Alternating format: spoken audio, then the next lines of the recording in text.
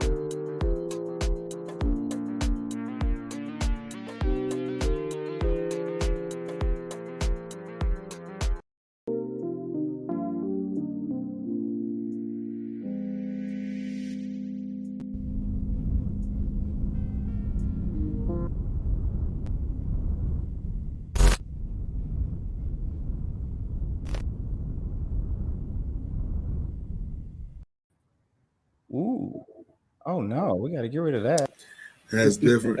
That Hey, I was had not issues supposed to like be that there last still. time. What's going on, though, y'all? Hey. Not much, y'all. Man, what happened last time? I wasn't with y'all. And now the intro was a little crazy. That's what I'm saying. Like I went live like this, and then the intro came. You know what I'm saying? So. Oh wow! I think I seen that, but that wasn't a bad look. That looked kind of purposeful. I wasn't mad about it, man. I wasn't mad about that. Anyway, I'm Darvell. 1/4 of the Freedmen's Collective, and I welcome you all to today's show. It's been a while since we've had the whole gang together to do a traditional show and kind of hash things out about current topics. But I'm going to be hosting us today and trying to make sure we stay on topic and on time. So if you got any complaints, let me know. But I'll let Ernest, Stedman, and Gerard give their piece, and then we're going to move into it.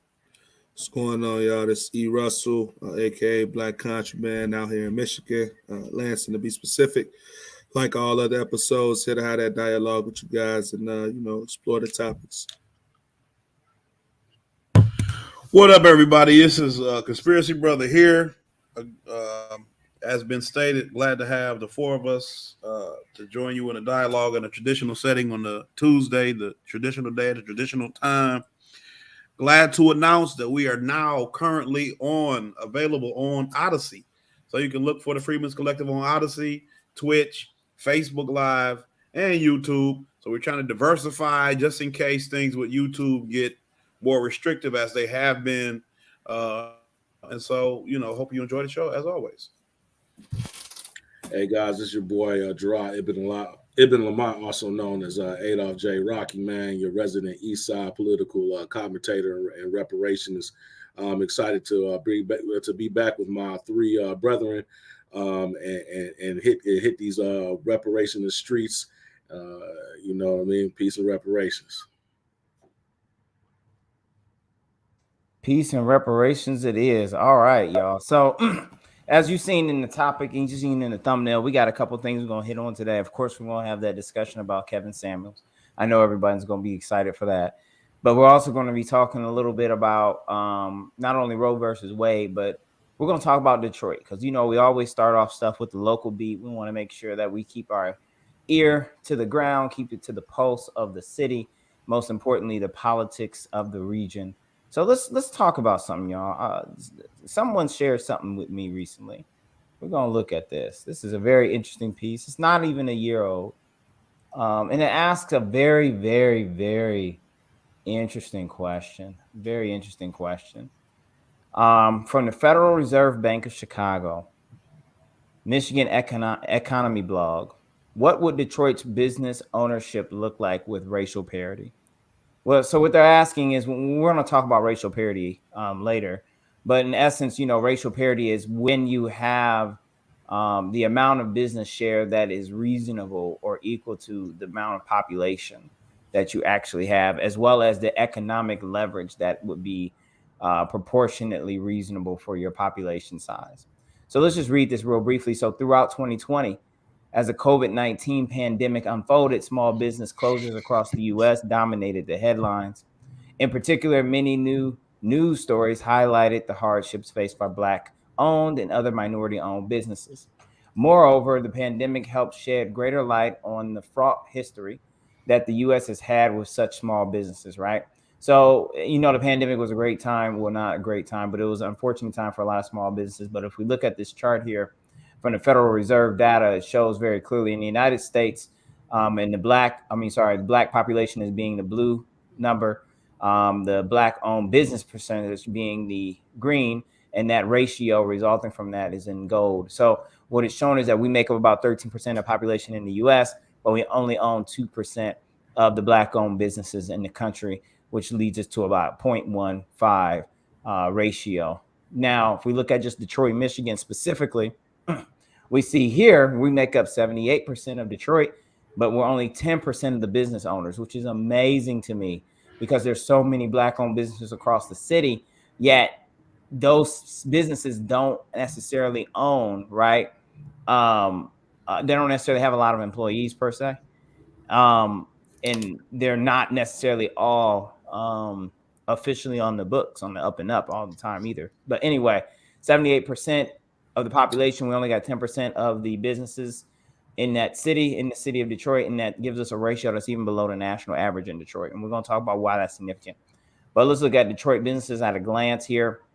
So non-Black-owned businesses are gold, Black-owned businesses are in blue. So what do we see? We see that revenue amounts in the thousands of dollars. We see that easily. All right, the average business revenue in Detroit for a non-Black-owned business is about $17,000. Now, when we compare that to the non-Black-owned or the Black-owned, we're only at 1,000. Okay, so we're going to multiply these both by 1,000 to get the true number. But we're talking about where are we in this 2017 dollars for Black-owned businesses versus non-Black-owned business. So average revenue is a 17 million. Right. It's just terrible. So 17 million. But it's nearly like a 1 to 17. It's like nearly a 1 to 18, 1 to 17 ratio. Am I missing? It's like it's that bad. 1 to 18 if you know 17.7. That's all. Yeah. So you might as well round that up to 18. So one for every $1 in average business revenue that Black business does is like 18 for non-Black owned businesses. That's it. Yeah. Total revenue, similar story. Total business. Actually, well, let's see. Average business run a total business revenue. Okay. We're still seeing a disparity there. Yep. Total business. Sense. Go ahead. I said, which makes sense. I mean, it should mirror what we just saw with the average. Yeah. Right. And now we look at total businesses, right? Look at this, right? 6,000 versus 700. Yeah. We talking about, I bet you half of those is just on liver noise. Yeah, and mind you guys, I'm hoping that they are not talking they are keeping it within the boundaries of the city limit boundaries and not including greater, Detroit or metropolitan area. They're actually keeping it within the borders of Detroit, the 144 square miles. So I'm assuming that, that's what they're doing. And that's even more stark because, you got, the region is larger than the actual city in, incorporated limits or boundaries, there's a lot of spillover in the South Field and things of that nature and other adjacent communities north and to the west and even to the east now of Detroit. So yeah, this is quite telling. Yeah, unfortunately. And then jobs provided. Now look at this asterisk here. We've talked about this asterisk in the show before. On the bottom here, it says businesses, the businesses that are being counted. The businesses that are being counted are businesses that have actual employees. So just because you have a business or you say you're running a business, if it's just you, you might not be counted in this because you're not an employee, you're a sole proprietor, right? So there's a lot of this idea that I run a business, but you ain't got no employees running around. I'm not here to take away from anybody and anybody's self-entrepreneurial spirit, but in general, ain't nobody, the feds ain't, you're not even captured that as a business. That might even be looked at as just, self-employed, right? Total businesses with employees. And then jobs provided. Look at this: 7,000 jobs versus 226,000 jobs. Times 1,000. Oh no, it's just revenue amounts. That Yeah, was that for was the just the thousands. revenue Got amount. you. Yeah.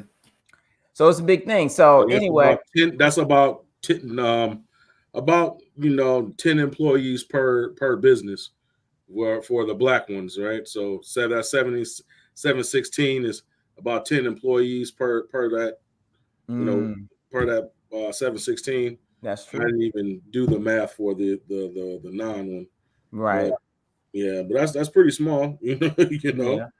Right. So they go on to say, they replicate the city of Detroit. Go ahead, Stedman. Were you going to say something? No? Okay. So they replicate the city of Detroit in an analysis that was published by Brookings Institute on the state of black-owned business for the U.S. as a whole. And they conducted, the authors of that original piece conducted an exercise in which U.S. business ownership landscape had perfect racial parity. Okay. Now keep that in mind. Now, doing so, they attempt to represent what the economy would look like if there were a proportional number of black-owned businesses to the black population. This is a thing that we don't have and that we need to get to. This is critical. Their exercise is based on the results of the 2018 census, and respondents are owners of non-farm business and non-farm employer businesses that filled out these tax forms in terms of the Census Bureau data. Okay. That they're using to do this exercise.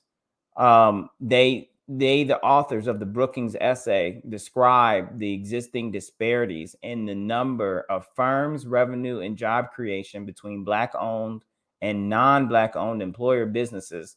And they use, as we've seen before, and they use the percentage of the U.S. population that is black to calculate what black-owned business landscape would look like if there were proportional representation. Now, here's the output. Through this exercise, Perry and Romer found the following. With racial parity in a static total number of businesses, there should be over 930,000 black-owned businesses in the United States, which that's an increase of over 800,000 from the actual number back in 2017. Additionally, even with the actual number of black-owned firms held steady, the total revenue of these black-owned businesses would increase to $804 billion if the average revenue of black-owned businesses were equal to that of non-black-owned businesses, up from the actual $128 billion in revenue generated in 2017. So that's that's nearly an 8-fold increase, right? Now, what happens in the following years? They present similar tabulations for the city of Detroit. So let's look at this. Number of employer businesses, all black-owned businesses 124, non-black-owned businesses 5 million. Let's make sure, is this supposed to be total businesses 6 million? Yeah, I think that must be the country. Yeah, that's the country. Let's see the Detroit. Here it is. All right, I thought that was it. So black and non-black-owned employer businesses in the city of Detroit. That was the 6,000 that we seen earlier, right? Black-owned business 700, and then the remainder is non.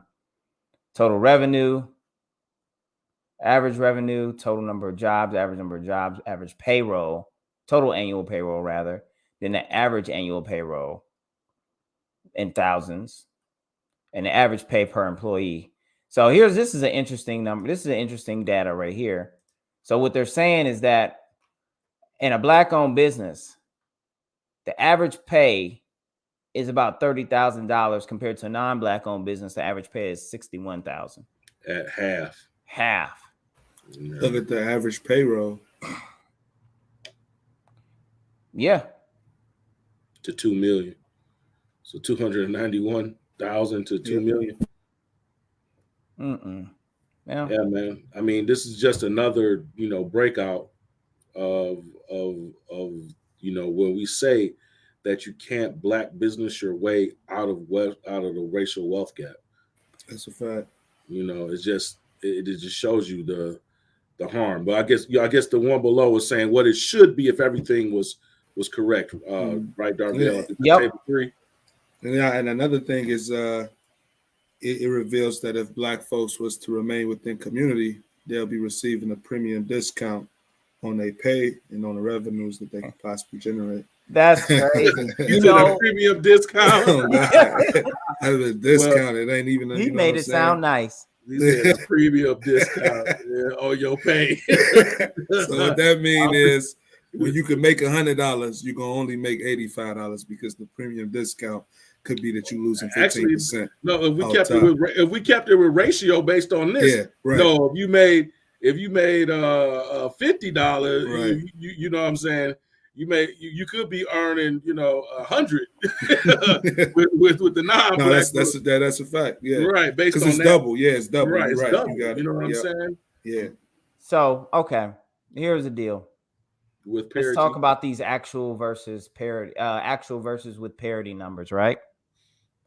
So they're showing the number of Black-owned businesses in Detroit. Or is this is wait a minute, this is the Detroit data, right? Yeah.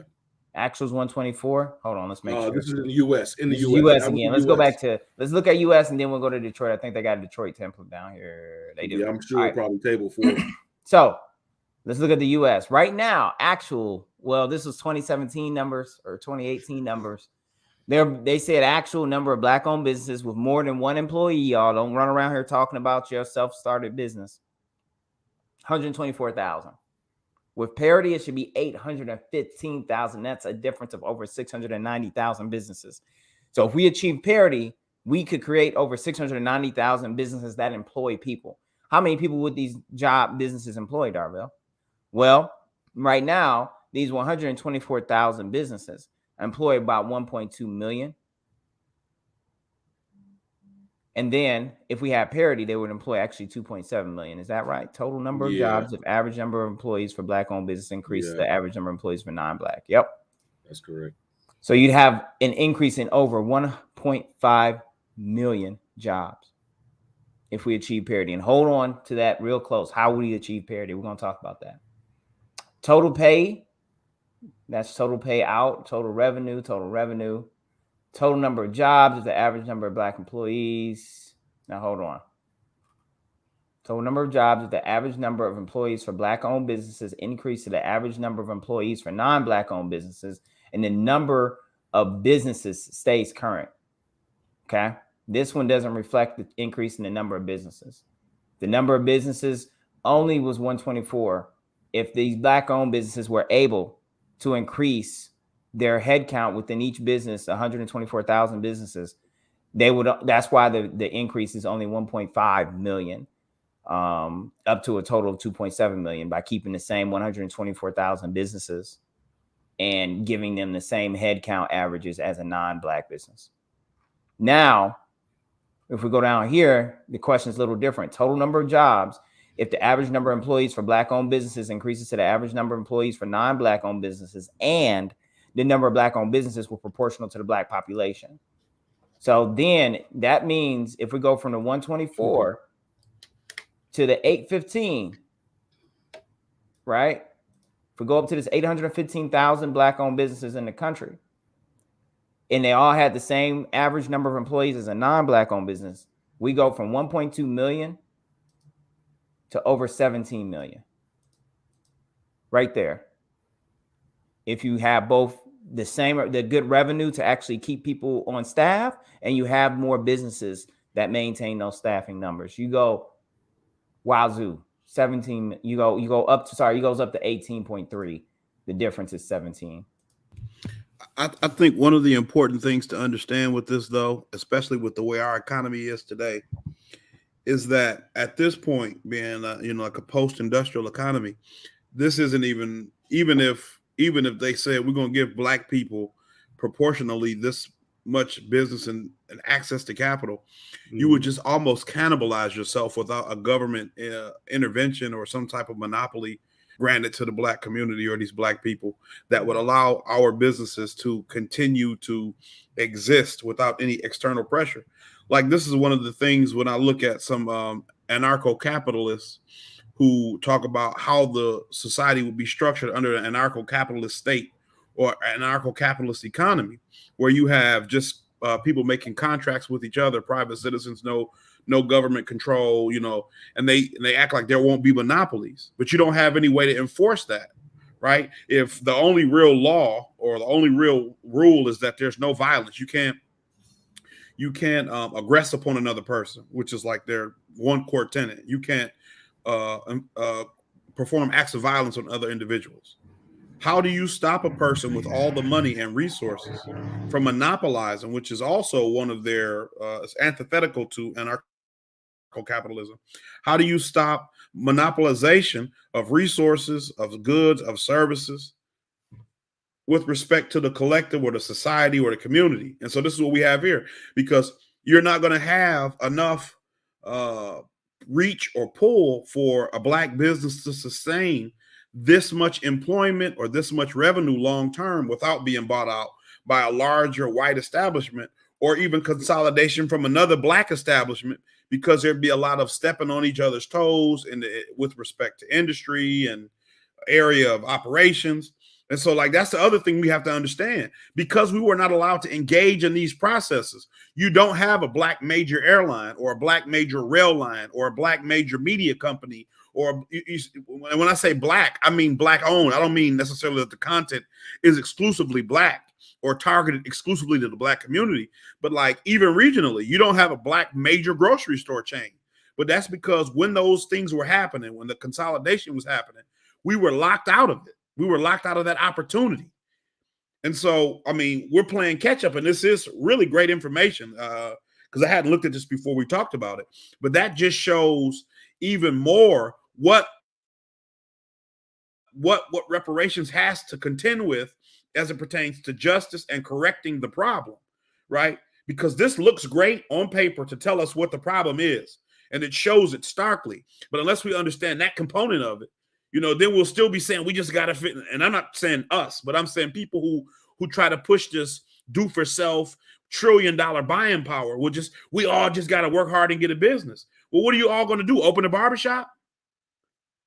You see what I'm saying? What we all going to do? Because when you said the 10 businesses, that's my first thought. That was what I was going to say. They're probably all barbershops and car washes, because those are the only two industries that I can think of where you have that many people working in one place that have a majority Black business ownership, lower overhead costs or startup costs, and you kind of be fine, or fast food type restaurants where you can either franchise or small restaurants that you can do at very low overhead.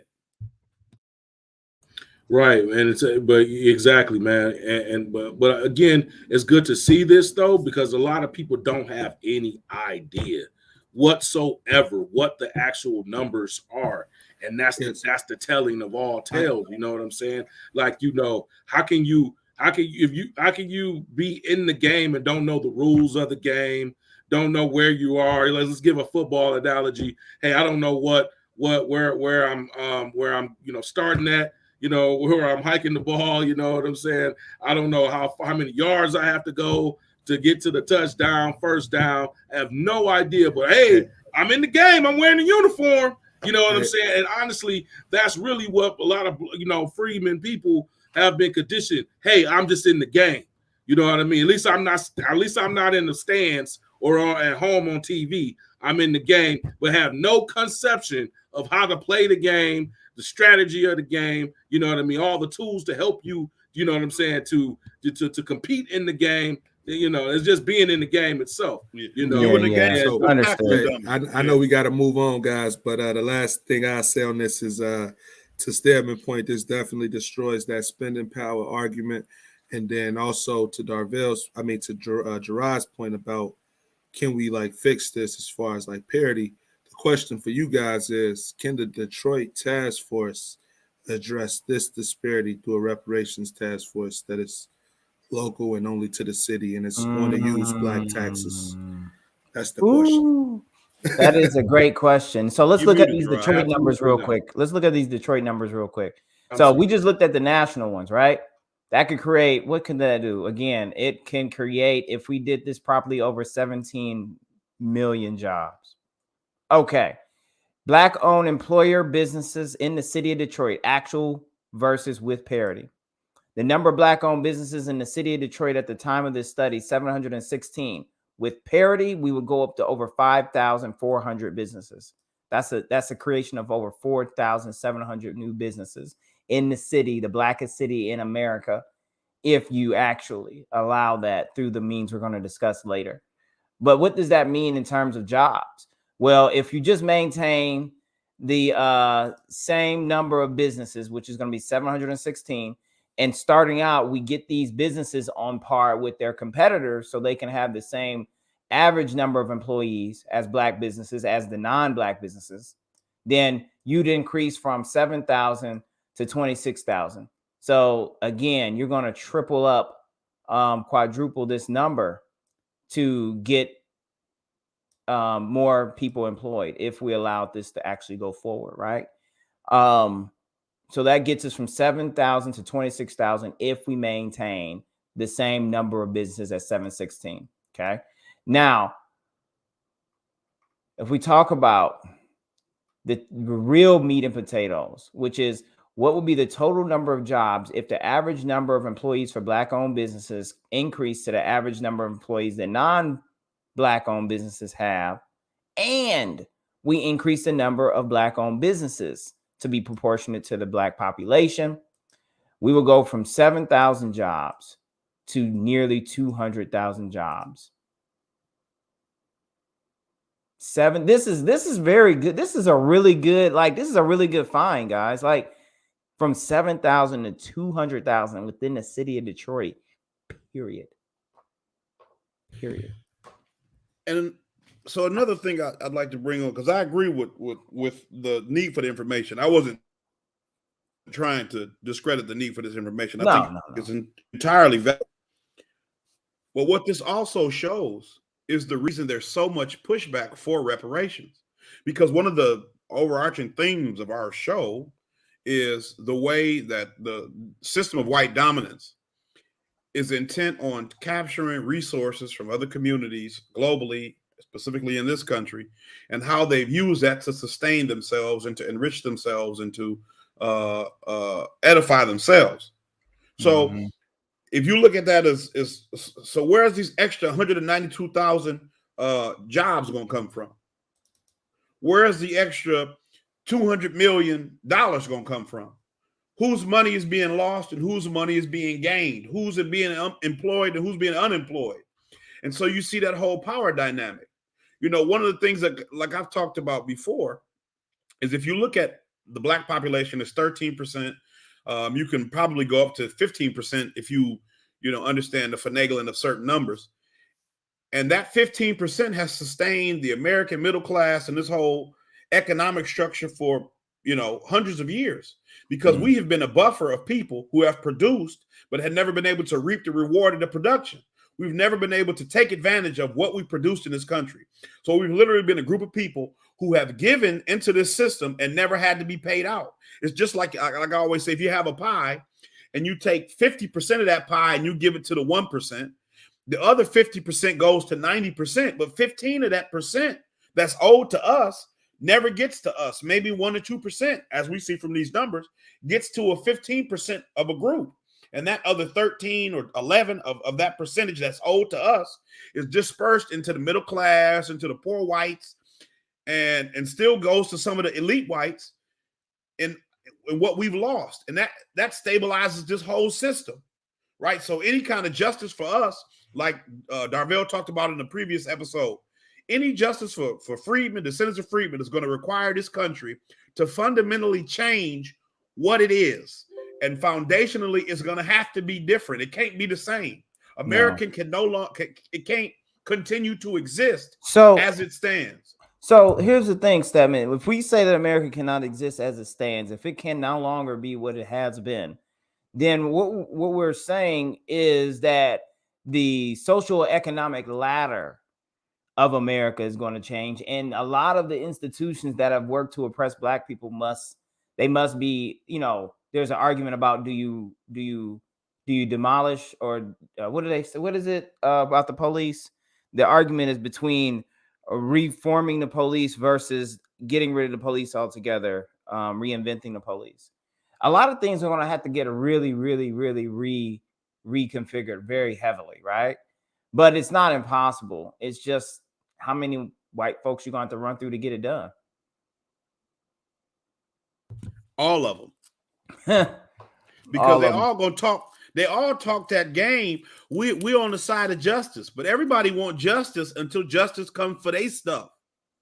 You see what I'm saying? Everybody your ally until allyship requires them to give something up. It's fine if the sacrifice is other people. It's the bad people. Yeah, everybody was But when outside. Everybody's outside saying we can't breathe, but they ain't outside saying we need to give black people reparations. So They're not. So let's look at this here. This is a very good quote as we wrap up this segment and move on into our next one. What makes Detroit different from the U.S. as a whole? The exercise conducted for the Brookings essay is useful for gaining a better understanding of the racial disparities of the broader U.S. economy. But that won't work. But that work won't be able to tell us what a place like Detroit would look like with racial parity amongst its employer businesses.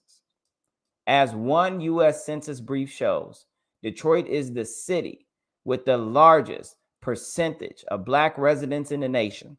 So its results from the Perry and Romer exercise will generally look quite different than those for the nation as a whole. But that also tells you that if we can pull it off here, we can do it in any other black city or city that has black people in this country. But it also means that anything you see in Detroit is indicative of truly what the black condition is, because when you have so many black people unable to achieve even with such a high concentration of us in one place, when we only have 719 businesses compared to what, 4,000, 5,000 non-black businesses in our own city of 75% concentration of black people, that tells you the real failure state. You might say, oh, it's only Detroit. No, go somewhere else and tell me where they're really doing it good and it's not a facade.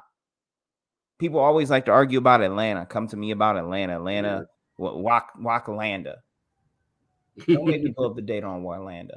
Yeah, I just saw recently, just speaking about Atlanta, I just saw a real interview not too long ago where a guy was being covered by some particular institute, and he's a local sociologist in that region. He was saying, you know, how a lot of he didn't say he didn't call it a myth because that was the topic of the thing, the myth of the black buying power, the myth of the black middle class. That was really the title of the show. He said it's not a myth, like it's not completely a fable, but it's definitely legendary.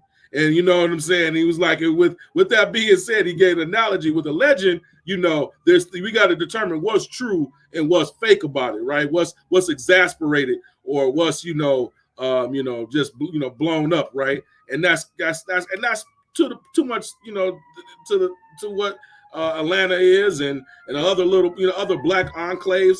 Even the same with the Black Wall Street, you know what I'm saying? Or the idea of, we have this mythical idea that black business was, during segregation was doing so good. And we know through books like what was it, guys? I'm throwing out here the books that we covered, the black with Mazarin who did the color of law, the color of wealth, I believe it is, right? The color of wealth. The color of wealth. We know through that where no, they weren't doing as well. They were suffering the same problems at a time that we consider was the for most in the imagination of most freedmen to be the heyday of black business, right? Where we need to go back to, and they were suffering the same things. You know what I mean? That we're suffering now as well. The system has to be, like you guys were saying, has to be rewritten. Has to be some sort of government policy that protects our businesses, right? Gives us an economic competitive advantage in certain industries where it could be incubated and fend us off from those capitalist tendencies that conspiracy brother Stedman was talking about. We need all those things. That's all part of reparations. This not just getting the check cut, but that as well. But more so those other things to stabilize us. Otherwise, the money will just be leaving right back out. It would. And you're right. 110%, Gerard. So, I mean, that's essentially what this is, guys. I mean, at the end of the day, right? The essence here is that what this talks about is what Detroit and what the country could look like if we had economic parity. Economic parity would yield hundreds of thousands of jobs, new jobs by Black firms in Detroit. And you know that we hire our own at the highest rate. And so that means those, 192,000 new jobs would be Black jobs. They would be hiring Black people to actually work those positions. So that's a lot of new income for a lot of families. In places where they can be their whole self. As we know in corporate America, as young professionals, even you can't always bring your whole self to your job that's white controlled or white led, right? They're just, there's so many discussion points and reasons for that. We're going to get into that at the end of the show with the Crown Act and the chaos, unfortunately, unfolding relative to that. But in essence, right, that there's just so much that can be achieved if we have economic parity. And as we just said, economic parity can only be achieved at this point, given how bad the racial wealth gap is, given the methods of production and ownership that have been disproportionately taken away from us and have been put in the hands of non-Black people, non-Black Americans. And what we've been left with is just being entertainers of various sorts and maybe a little bit of this and that, but nothing significant outside of entertainment. Seriously. So, and two things on that point. And so we look at this, you say, well, it's only 200,000 jobs. It's 600,000 people in Detroit right now, could be, millions. But what you don't also think about is the ancillary work that comes with having these jobs, right? So it's indirect money that comes from all these jobs, right? From small businesses that open up to feed into these, from small businesses that open up restaurants and other little shops that will occur that would still increase employment. Now, this is just talking about those jobs, but thinking of this holistically long term, that revenue goes out into the community and creates. I mean, that's why you see when they put factories in white towns, those towns have a burst of revenue because those people need to go to eat lunch. They need to go stop and get grocery shopping on the way home, or they might need something to do on the way back and forth to work. And so, that's the situation, right? It increases the whole viability of that community. And then the second thing you said when you talked about, I might be drawing a blank. I think I forgot. I won't. Okay. All right. So the one thing I was going to mention is you hit it right there, man. It's, whenever things happen for us, this is what happens. Right? People try to come and take that stuff. Like this Mason, Tennessee situation, because Blue Oval City, the Ford plant, would have brought a ton of jobs. That's just jobs, right? So there's just such a fight to be waged, you guys, and we gotta stay ahead of it. But most importantly, we have to advocate for transformative social economic justice, because this type of stuff is going to continue to happen if we don't get ahead of this and do the right thing, because we're already so far behind the ball. There is no hustling to catch up. We cannot hustle our way out of this. You can't Black business your way out of this, just like the guy said. All right. So that's that. That's the local beat. What we got to go into next, y'all? We got to talk about something pertaining to Black relationships. I heard Kevin Samuels passed away, unfortunately. Yeah, man. Unfortunately, he did, and it's kind of crazy. I know the topic doesn't seem relevant to the reparations topic, but actually, there's a lot of parallels if you look and delve into his story and delve into what he's about. We're going to have also a guest come up, Mr. Khalil Mootman. He's a activist here in the Metro Detroit area. I should say Metro. From in the Detroit area. He's also a tradesman, accomplished tradesman, professional electrician, and also a religious leader in the Black Muslim community here in Detroit. Welcome to the Freedmen's Collective, Khalil. Nice to have you, brother. All right. Yeah. Happy to be here, bro. Good to see you all again, man. Yeah, definitely, Yeah, Khalil. alhamdulillah, still fighting a good fight, I see. Yeah, man. We're trying to spread this word and offer some reality to our people. We're doing education. That's the biggest part of political movement and social movement, social justice. Like Fred Hampton and the Black Panther said, you got to educate the people first, man. They got to know what they're fighting for and why they're fighting for before they just get out there in the streets and fight the man, so to speak. So this is a good part of it. This is our education wing by way of the show. Yes, sir. So, Khalil, so anyway, so we're gonna talk about Kevin Samuels. We're gonna try to circle it in and try to relate to how does it relate to this topic or what have you in regards to reparations and the Black condition and so on and so forth. I would like so Kevin Samuels passed away. I believe it was what day did he pass away? Actually, does anyone know specifically? I don't forgot, man. What Thursday, exactly? last Thursday. It was 3 days ago. I know that. Yeah. So last Thursday would have been the 5th. Shortly thereafter, there was a world. Even prior to his death being confirmed, there were several different posts all throughout social media. I saw it in posts that of friends that I'm associated to, both positive and negative. Kevin Samuels was it was a very controversial and polarizing person. I personally agreed with things that he stated when it came into when it came to relationship advice and things I didn't like. But one of the things that really appalled me was the reaction that people got. So, anyways, Kevin Samuels, in a nutshell, Kevin started off in the YouTube space, Black YouTube space. I want to say he was around from 2015, 2017 or so. His channel was primarily focused on image.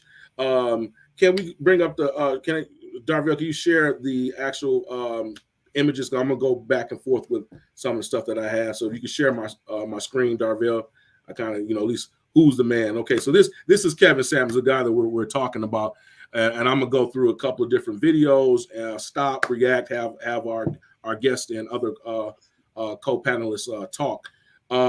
So Kevin Samuels, this is him, the person that we were referring to. Kevin basically started off in Black YouTube as an image consultant. Primarily, he was teaching men how to. His channel was mainly focused on teaching guys how to dress, how to accessorize, things of that nature. He gave dating advice primarily towards Black men. Then at some point around 2019 or so, he kind of shifted and started giving more relationship advice towards women. And then there was a very infamous viral video that happened in 2020 during the pandemic that we will cover. I'm gonna cover this right now and kind of go over. But prior to that, Brother Khalil, since we have you on here, man, I brought you on here because you gave a very good analogy and analysis of Kevin Samuels that I thought was very balanced, and I felt like, hey, it would be worthy of our audience to share. What was your knowing or coming to know of Kevin Samuels and ultimate thoughts? Right. First, we start by praising God, the creator of the heavens and the earth. I seek refuge in God from the accursed devil. I openly bear witness and testify that there is no God worthy of worship except the one true God. And I bear witness that Prophet Muhammad, peace be upon him, is his last messenger in a long line of messengers beginning with Adam, Noah, Abraham, Moses, and Jesus. Peace be upon all of them. So, like Brother Gerard said, yes, I did offer some commentary on the passing of Kevin Samuels recently. And I have to qualify myself a little bit because I wouldn't describe myself as one of his most ardent advocates or supporters, but I did find myself watching many of his broadcasts, and which I thought were very compelling in one respect. But I had sort of a ambivalent, connection to his message overall. And then also, as a Muslim, many of the problems and things that he was seeking to resolve or offering advice towards, didn't really apply to the way in which, Muslims go about engaging in relationships. So, for example, the notion of how does a woman approach a man in such a way where she increases the potential and the prospect of marriage. For Muslims, I mean, marriage, for all intents and purposes, is the starting point. Like you don't broker marriage during the course of a sexual relationship with someone. And so like that, there are many things that are kind of built into the religious ethics of Islam that insulate us from some of the problems that we see our brothers and sisters out in community struggling with. For another example, and then I'll move on, is just like with, say, for example, the concept of having a wali. Now, a wali for a woman is someone who's designated within her family who looks out for the interests of that woman. And this is really coming, this is built into our tradition as a people where, decades ago, you really had to approach the father or the older brother or some responsible male figure within that family if you had a serious interest in one of the female members of that family. You get what I'm saying? And it was considered to be a great shame to kind of circumvent the family and pursue a relationship with one of the females within that family. You get what I'm saying? And so like for Muslims, because these things are built into our religious ethics, and we see that as being part of our duty to God, those things are unchangeable. Those things are fixed. Whereas in today's society, tradition is being uprooted. The concept of carrying on as our people always have is sort of up for debate. Everything, nobody wants to, it's not in vogue. It's not popular to carry on tradition right now. And so I just wanted to, put that out there as a starting point. But, my introduction to him was probably similar to the vast majority of people who saw that clip of him that you're about to share. So I saw him in a mode where, in my estimation, he was very disrespectful. And again, this was only a clip. So he was very disrespectful. I thought it was an extremely aggressive response to her calling in, although she was calling in and he had a particular topic that he was addressing. Her demeanor was very modest. She was very, demure in the way that she presented herself, right? And so I thought in that moment that he was very aggressive and raw with this delicate woman, and so I didn't realize at that time that his methods were to not only deal with the person that he was talking to, but really to shock the culture in that had been for many years steeped into a type of heedlessness and extreme in its own right in terms of prioritizing what the woman wants in the dynamics of relationship and basically dismissing entirely what the other half of that equation has to say or feels or values. And so like when I began to broaden the scope of how I understood what Kevin Samuels was bringing to the table, I began to understand more of his methods, but still, I had some reservations about his tactics. I could go on, so I'm going to stop there. Okay, yeah, no problem, man. And thank you for your comments. Ultimately, I feel what Kevin Samuels basically, he's known for being a misogynist. That's what his critics are basically attacking him for. It was attacking him for the way that he spoke to black females on his show. But but here's the thing, women called onto his show and to get his advice. And one of the things that he would always say is that would you do you people, what's the guy that's on American Idol, the white dude, Simon Cowell, right? Or Gordon Ramsay's, right? We see these when we don't normally see black men be assertive and stand on their square. And ultimately, that's always, historically, has always been viewed in a very negative light, and by the mainstream society. And at this point in time, also by inside of our own culture, black culture, or what have you, because men are basically have been put into, this subservient role and situation.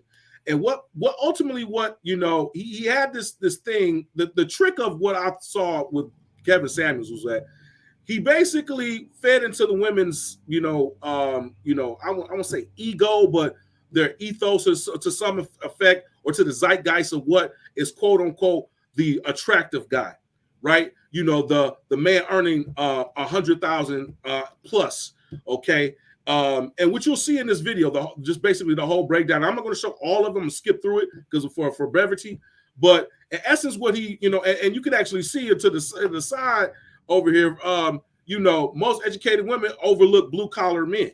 You know what I mean? This idea, and it's all because of the decadent veil. This is where I'm tying it into the reparations talks. For those reparationists out there, we all know about the decadent veil. Yes, we do. And so, I'm gonna get going. I'm gonna land, Darvell. No, you good. But hey, Darvell was like, I had to come in here. Yeah. So basically he blew that up and was saying, listen, there's only so many of high, quote unquote, high value men that are available out there. And if you and here's the thing, we never ever talk about, well, what do that type of man want, in a woman or what have you, and do you have what is do you have what is said or what is needed to obtain such men? So we're going to go off, and we're going to start off real quick about this video. We're going to cover just a little bit about it, and then we're going to keep on. We're going to stop the comment in the sections. So let me know what I want to ask you, and but you are more than welcome to go on my website and purchase your time to talk with me one-on-one. Because what you're trying to do is rather rude, but I will go ahead and do it because I'm going to use this as a teaching lesson. How old are you? How old are you? I'm 35. 35 years old. 35 years old, and you're a business owner. And what's your question? So my issue is, I want to know at what point when I'm just meeting a guy, do I tell him that I'm a business owner? Because my problem is that when I try to date down and the conversation comes up to where I own a business, the guy is either like, hey, can I come join in on you on that business? So there it is. Well, we have this, where are we've heard this over and over. Where are all the black men, the good men, right? You even notice here, she said, when I try to date down, he's asking, should I decide on when should I tell him that I have a business? What? Where is this woman at? Where does she live? Like, what is North Carolina? In North Carolina. Is this real? Like, I've never done that. Who does that? Hey, and he said, oh man, I love this, bro. I'm gonna let you play. I love this. Yeah. This is really a classic. This is a classic. And everybody just got to snip it, but this is a classic. Just to be clear, we're trying to explain this stuff here. So we're going to see, this is a learning lesson. So go ahead. God see an interest and want to be like a business partner. Because owning a business is no different than having a job, in my opinion. And I'm not getting what you're saying. I'm not understanding why this is an issue. What kind of men are you dating? I try to give guys that not a chance. You try to do what? I try to give guys that's not on my level a chance. Why? What do you mean on your level? What does that mean? That's making 6 figures or more. But I don't okay. You try to give guys who are not on your level a chance. Why? And because I honestly want a 6-figure guy, is what I'm realizing. Okay, so let me just go ahead and net it out for you. You ready? Uh-huh. The guys you want aren't asking you out. Well, I haven't been putting myself out there, honestly. But you put yourself out there enough for the guys you don't want or beneath you to ask you out. Those are like guys I met online. Right. So again, the men you want are not asking you out. See, you ladies do this. You go and deal with men who you feel are beneath you, and then you ask how to fix them. I'm not beneath you. I don't know how to fix a guy that's down there. That's not. So again, this kind of goes back to here it is. She's saying I'm dating down below. The problem is I want you to be able to, get me to the guys that are higher, because the guys below are worth me, or whatever the case may be. She earns more. This is a common mantra that we hear over and over and over again. And what Kevin Samuel's brilliance was like, he just broke it down, and they're going to talk about the numbers. And so how does reparations in this, kind of go against each, kind of cross where they intersect, right?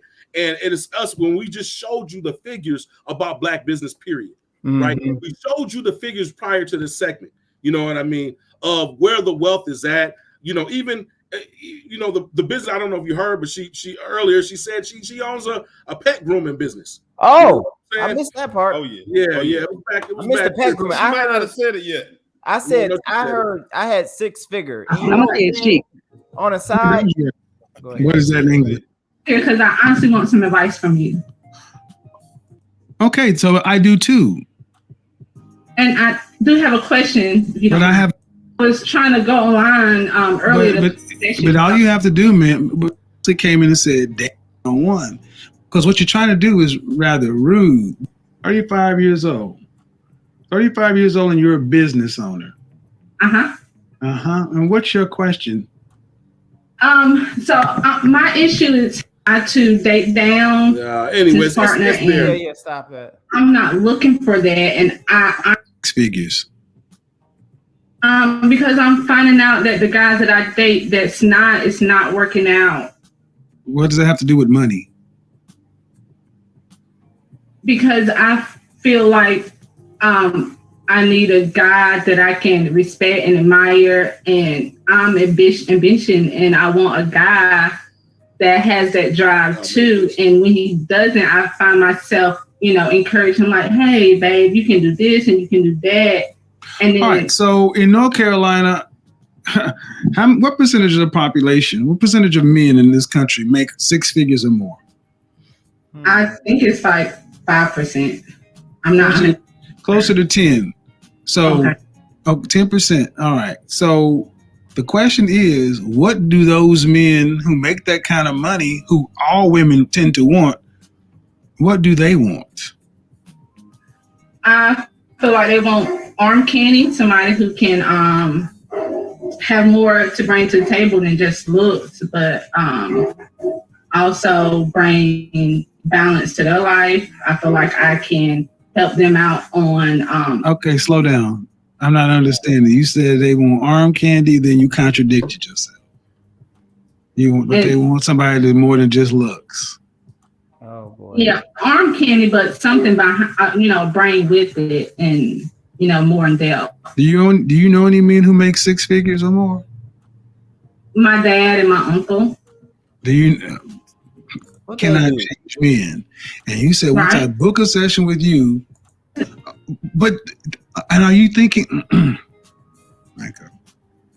if he brought home a woman, yes, I feel like I'm the exception to the rule. But no, you're not. That's the problem. You all think you're the exception to the rule, but your life has proven to you that you're not. My love life is not that good. I agree with you. That's my point, and ma'am, and that's my point.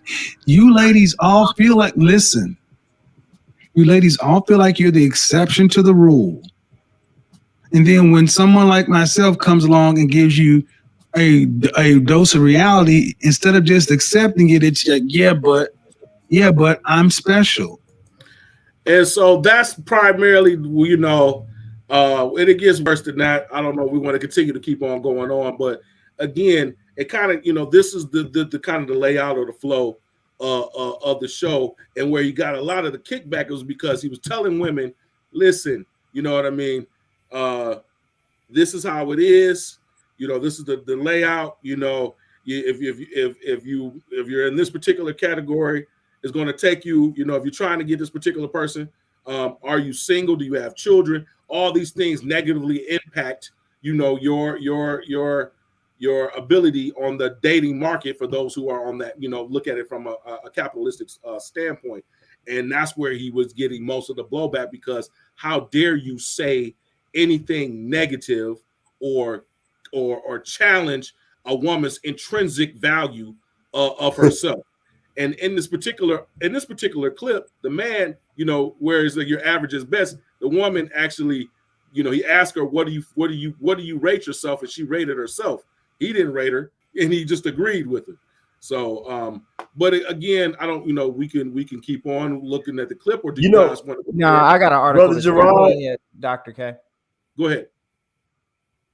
Oh, okay, so I was just going to touch on that portion of the clip there, because I think that's where we really see Mr. Samuels in rare form, you know, and we really began to see what he brought to the discussion between the relationship between men and women, and that's essentially where he challenges the irrationality of women's standards relative to their position in the sexual marketplace, right? And so that you know began to shatter a lot of long-held illusions and delusions that women had about the prospect of being able to have it all, right? And see, a lot of people don't assess what Mr. Samuels brought to the discussion in context, because you know we're coming off of maybe like the last 20 years of feminist movement really being on the attack. And so, you know, that gave way to a lot of pandering and things, you know, so you have the Steve Harveys and the Derek Jacksons of the world that began to profit off of telling women precisely what they wanted to hear. And so there was a great need for someone with some spine to kind of step up and not tell women what they needed to hear, but or not what they wanted to hear, but what they needed to hear.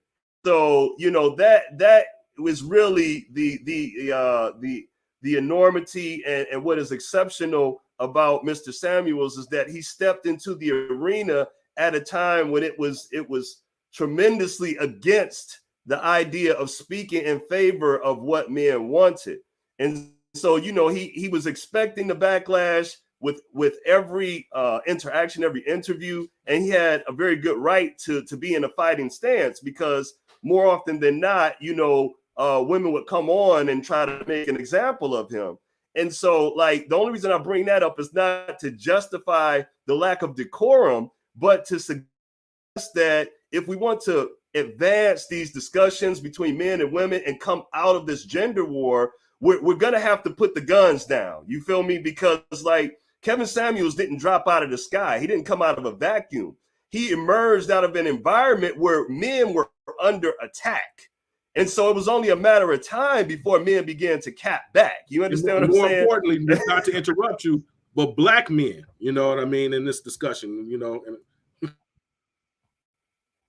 Yeah, my understanding is that Kevin Samuels, you know, his entire lineage of how he addressed things and the things he was talking to, really, honestly, he was getting mostly black people, right? I was asking someone the other day, how many white women called into his show?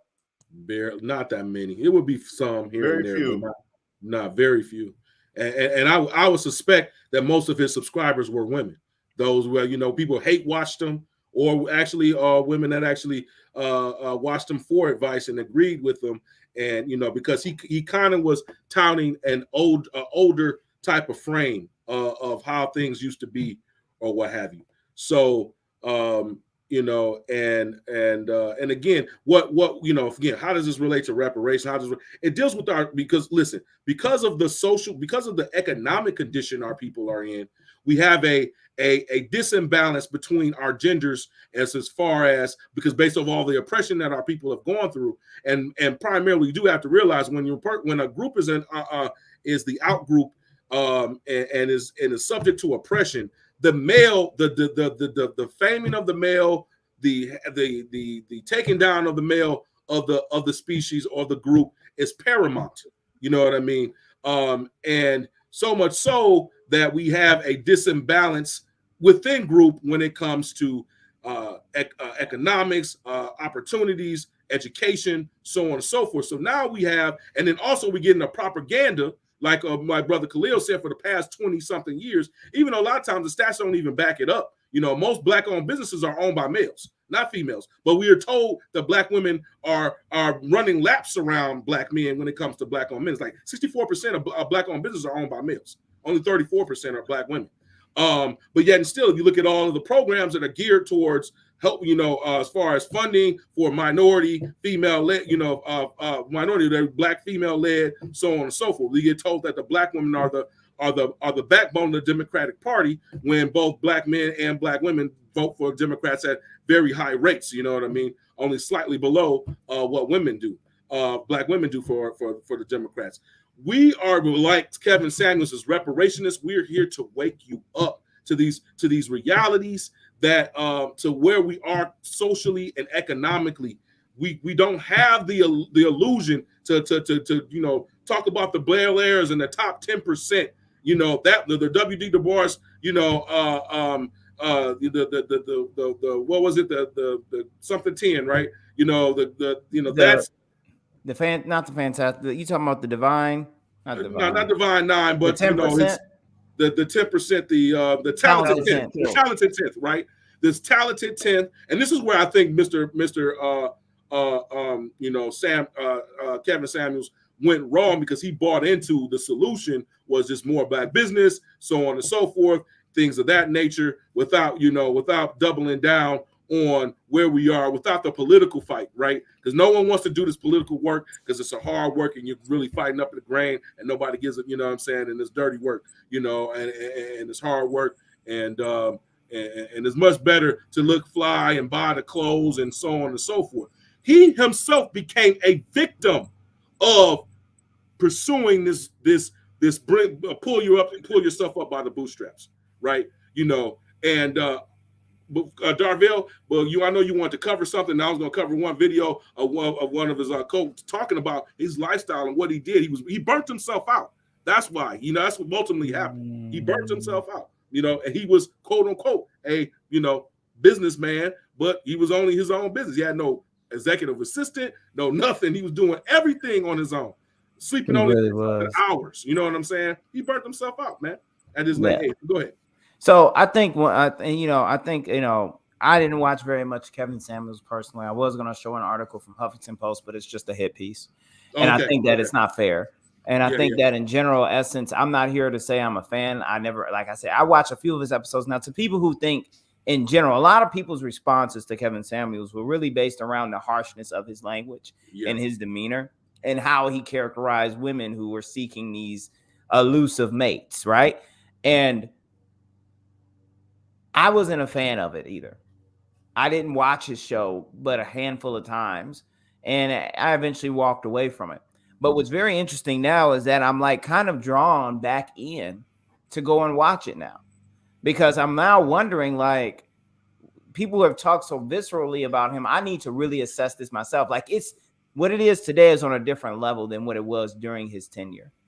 And so now it's kind of like, what is it? Was it Michael Jackson? They don't love you until you're gone, or whatever. Like, I'm not saying that I'm going to love this man, but what I'm saying is that I think there's something in here that makes sense. I'm not co-signing him, but there's a lot of stuff around it that doesn't, potentially. So now I'm interested. But at the end of the scape, right? If we just take what people were looking for on its face, then it always boils back down to the economics. We just went through the numbers at the top of the show for both the nation and Detroit. Those hundreds of thousands of Black businesses just not even in existence right now that need to exist. And that means the jobs, that means there's men with the six-figure incomes. That means all these things are no longer issues at the same scale we have them in a disproportionate, desperate way. And I think that people need to understand very succinctly, without a question in their mind, that if you do not do reparations, there will be a vacuum for another Kevin Samuels.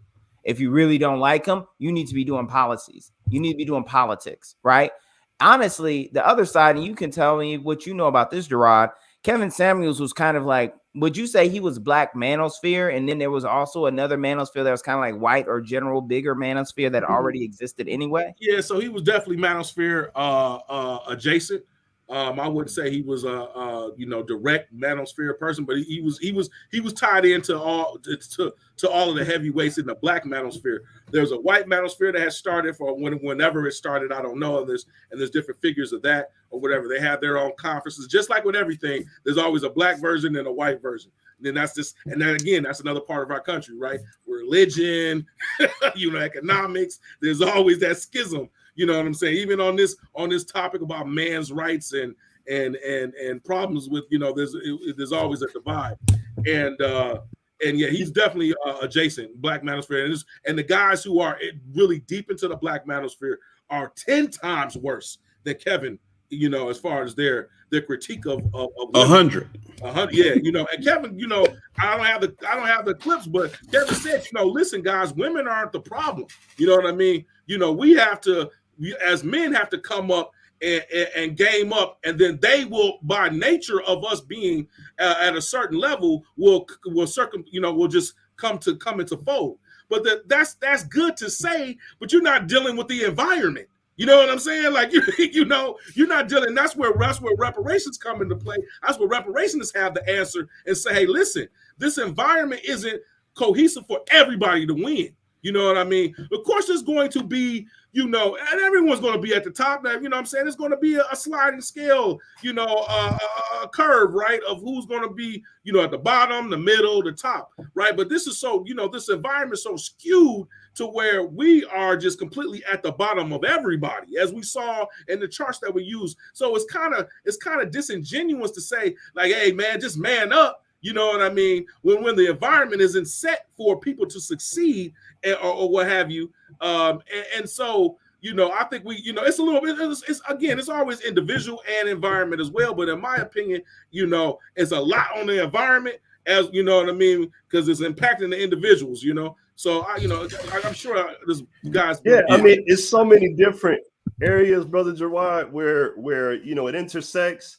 And even during the course of any one of his podcast broadcasts, you would see him touch on a variety of topics, recurring issue and would be brought up, consistently during the course of his programming. He would always advocate for people to get a professional help, and that was a part of his initial, interview where he had those questions lined up, and so, as a people, you kind of converge on all these different things, socioeconomic, religion came up several times. His background as a Christian, he spoke to the traditions and principles in Islam as being,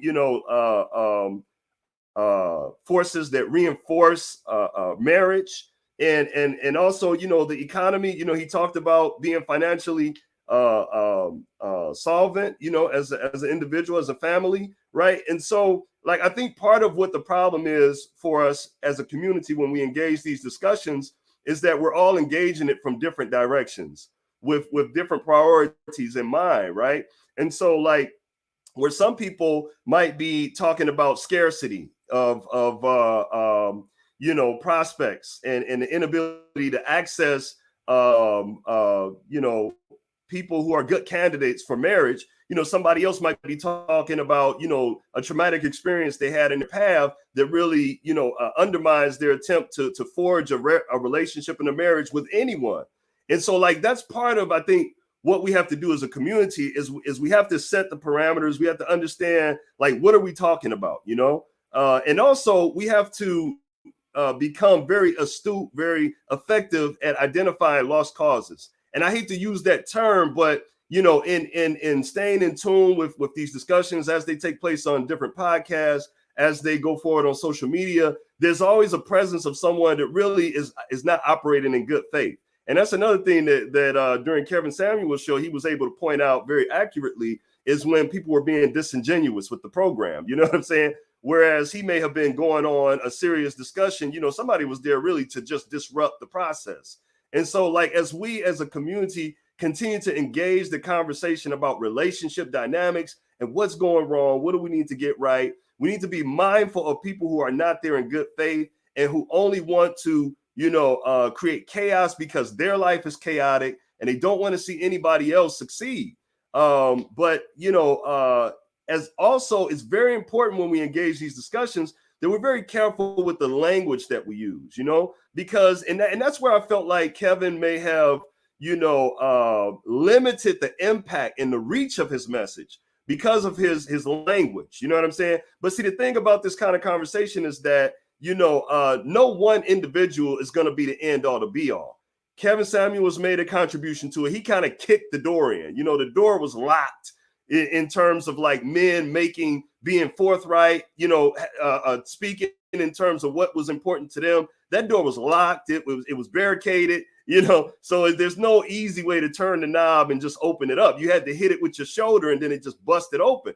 So now that, to take that analogy, now that the door is open, I'm unfortunately with my condolences to Kevin Samuel's family, and his loved ones having to hear all of this commentary about this man, and I definitely intended to say that in the beginning, but he did rise to such a level in terms of this conversation that, it's difficult not to address him and the ideas that he put forward. So please excuse us for that if any of the friends or family of Kevin Samuels is watching. But, after he kicked the door open, my advice to us after his passing is that we dial it down a bit. Now that those points have been very forcefully made, Kevin did an excellent job of identifying the irrationality that is going into how we approach each other in these relationships. Let's dial it down. Let's have some deference for one another, and let's try to, help each other along. And that's one of the things we don't do very well in these conversations. We expect everyone to speak perfectly. The first time there's a misstep or a word, a statement that could have been worded better, we want to, throw our hands up and walk away. This is new territory for us. Many of us are coming into this discussion from our own traumatic experiences in the past. And so as we're having this discussion, let's keep in mind that we're also learning. We lost our bro. Yeah, he was cooking too, though. He was cooking. I was gonna say I agree with those sentiments, though. Like everything y'all said so far, Gerard, B.I. Khalil, even got even what you said, Darvell, and I say when we was having this conversation on Clubhouse, Krista and Gerard, they challenged me to rewatch some of his clips and his content, and I say the women who called in, they definitely called in looking for what they was looking for, and at the same time, I'll say some of the things he was saying, it definitely was like shock value, but I mean, it wasn't necessarily wrong. And right. So let me take the point you just made, and look at this HuffPost piece. I decided to bring it up because although it's very stupid, just to be clear, as you know, we've been taught very well. When you look at a piece on the internet, the first thing you need to ask is who wrote it. Who is this person? So I went and I looked up the Stephen A. Crockett character. Apparently he let me see, this is his Twitter. Oh, sorry, you guys can't see that. Let me share this. So this is his Twitter, and the reason why I bring that up is that he's an opinion editor at the Huffington Post, but he formerly was at the Washington Post in the Root. I don't know how. I don't know off the Root.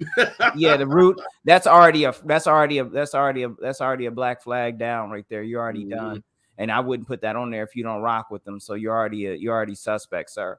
And then Washington Post. I mean, why would you go? I don't know. Has Huffington Post got more reach than Washington Post? Why did you leave Washington Post? All right. Anyway, let me go back to this. So this is the thing. So I'm not going to go over some of this crackpot writing he put in here because it was really a hit piece. And this man don't even feel like he knows very much about Kevin Samuels. He's like talking about how he never really watched this stuff and, just talking about all the negative stuff that they could concoct about Kevin. Now, again, I'm not saying that Kevin didn't do some of these things, but I am saying that the overall message and the essence of what he was attempting to do has been lost in the sauce, I would say, guessing from the outside in. Again, I'm not here to defend all of his actions.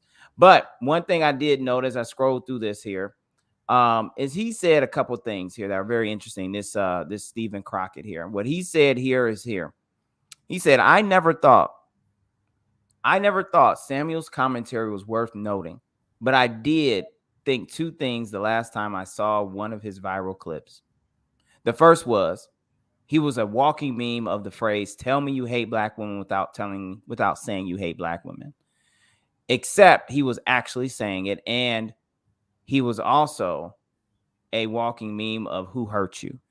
And so I heard earlier, interwoven in the discussion, the basic notion that basically Kevin's a growth of the condition of the black community and the overall social condition that we're in.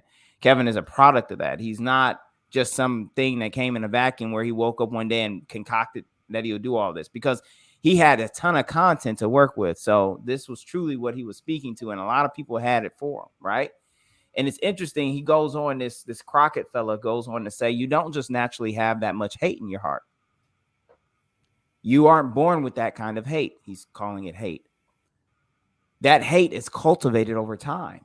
It takes run-ins with the law in which you are not at fault and you have countless rejections. You have to season that kind of hate and set it in the fridge for 48 hours so that it really seeps in. So the thing he pointed here is that, and I'm going to take this from him, he kind of built the premise for why Kevin even exists and why there's even a problem to talk about, right? He said it takes run-in with law enforcement. It takes a bunch of, no-fault encounters and countless rejections from a bigger world that won't allow us economic inclusion, rejections from a larger world that abuses us and keeps us on the bottom of the totem pole and even brings in new people every year to replace us and offset our vote power. That's the type of stuff that it takes to break down a people after you've already brought them over here and enslaved their ancestors, such that you have this type of situation here in 2022. That's why we're talking about reparations and transformative social economic justice policies, because we just told you guys earlier that people ain't even got jobs in the black community, and they don't own businesses. And the ones that we do own are owned mostly by men. And a lot of the ownership, a lot of the wealth in the black community is held by boomers. It's held by the older generation, and you'll be lucky if you even get a handout. I mean, there's a ton of people right now whose parents may own their home, but they haven't paid it off, if your parents are still with you. But this guy goes on to go to your point. This Croc fellow, he's a croc. But he did say something interesting. The most perplexing and head-scratching aspect of Samuel's infamy has to be his audience. Not that he has followers. People always love polarizing figures. As you know, that's part of what makes Kevin Samuels interesting. He's polarizing. But why did black women and men keep calling this suited man who was presumably hosting a YouTube show from his house, looking for advice while knowing that they were opening themselves up to a complete bashing? I'm not kink shaming here, but that's a different kind of issue that I'm not familiar with. So again, people kept calling in because there was really a problem. He really was speaking to it. Now, did they like his answer? No. But the problem was there. That's why people are even having the gall to watch his show, right? So there is just, so much, and I'm not going to share this anymore because the rest of his shit is junk. The rest of the junk he wrote is shit. But in general, I do want you guys to understand, who are watching this, that this is truly a pivotal moment for black relations, but most importantly, it needs to be a reflection moment for transformative social economic justice. This is not the time to just think this was isolated to Kevin Samuels and the problem will be solved, like this crackhead said on this article, once Kevin Samuels has been forgotten. No, this problem will be here for the next 20 years if y'all don't do politics. Well, I'm glad I still was on here, because you see my internet has been, for some reason, giving me the problems. We on here for an hour and 8 minutes, and then I guess I got to get more minutes on my phone card or something. But you're gonna have to get you Comcast cable, dog. You see, they gonna make me, bro. Hey, man, but the east side of Detroit, bro. Come on. what you see happening with this is this idea that he's going to go away. And like you hinted at earlier, and Gerard talked about his reach is bigger than the manosphere, bigger than the white manosphere, which is MGTOW. He transcended those spaces. He made a language or cultivated a language, a way of speaking, or introduced a way of speaking into the mainstream culture of America and the world that people are using still today, right now, that have nothing to do with what his content was. High value man, etc., etc., etc. Just the whole idea of die alone. You know, I had to think about that a lot because that was with that chick, you know, you average at best, you're gonna die alone. And for a lot of people, when they hear him speaking in those ways, they think about it as though it's like a mandate. Like he's telling you to die alone. And I didn't get to hear nothing that guy wrote. I read a little bit of it when you sent it, but it was making my stomach hurt, so I stopped. But what I realized is that wasn't a mandate. It was an observation. He wasn't telling you to die alone, but he was telling you that you were going to die alone. And it's your fault. You know what? Let me hold that right there, conspiracy brother. That is very important. That's the thing that I think gets lost in all of this is that's why I had asked about the white women earlier or something. I can't remember. The thought is kind of fleeting, but it's there. The idea basically that I'm seeing is that Kevin Samuels always told you what represented the current condition. He did not. That's what it is. What percentage of callers were men? Towards the end of his show, very, very little. So during his rise and most of the stuff that's been created about him, that it was women. It was a women-focused show. Woman-focused show. So this is the thing. Kevin Samuels was not telling men explicitly to do what he was telling you was already happening to you. Again, I'm not here to defend him. I'm not here to say like, oh, you know, he's a good guy. But people don't have the empirical evidence to even rebuke. Who's even showing up to rebuke him? They just come up with their anecdotal stories, you know? And so it's just interesting. Like, I mean, was he saying anything that was wrong? I guess I don't know exactly. But many people say he wasn't necessarily infactual. I mean, you know, most of it, again, some of it was his opinion. Some of it was, you know, things that he had, you know, gathered from other, you know, manosphere guys, because there's a lot that, you know, there was those who claim that, you know, hey, Kevin stole my stuff, or Kevin is using something similar to mine, or what have you. You know, again, he was Black manosphere adjacent, to say the least. You know, he was definitely, you know, in those circles, and knew these arguments, or what have you, that's been around for like 20, 30 something plus years. You know, he was just the first person to take it mainstream, and it went mainstream based on that video that we were covering. We didn't cover the most salacious part of it, you know, just due to time. But you know, again, the whole die alone, because this came up because a lot of his this is something. If you can allow me to show my screen again, Darville. This is a fellow reparationist that, and you know, I don't show her name, but this is a fellow reparationist that I just snapshot. You know, Big Shirley is dancing, Kevin. Now it's on your grave. You know, this is a fellow reparations. This even amongst the reparationist people, you know, are saying these things. Yes, a Black man telling the truth. He's being received in death as he was in life. Same energy is being kept. This one, rest in piss, Kevin Samuels, and tell David Carroll hello. I don't know who David Carroll is to do the same. You couldn't get those black male incels, weakling, cowardly, raggedy. Sorry. Anyways, she goes on and on and on and on and on and on. You know what I mean? It's you know, man. Yeah, it's hard, and I think I'm going to look at his stuff. Like, this is the problem. Y'all did this, so y'all, America. I'm going to say America because we got the New York Times and NBC writing about this, which tells you part of the institution's intention to take anybody who's dead and Black and had any type of fame and throw them under the grave, under the earth. Now, this man Let me say what I'm saying is that their efforts have just led to more views on his channel. Of course. And so I'm probably gonna watch a couple episodes and just listen. I don't know. And I would say the Vlad interview, watch that one, man, because that kind of breaks down his whole life and who he is, how he came up. DJ Vlad interviewed him for like an hour, 36-minute interview. I thought it was very insightful where he comes from. He comes from, Oklahoma, Tulsa, Oklahoma area.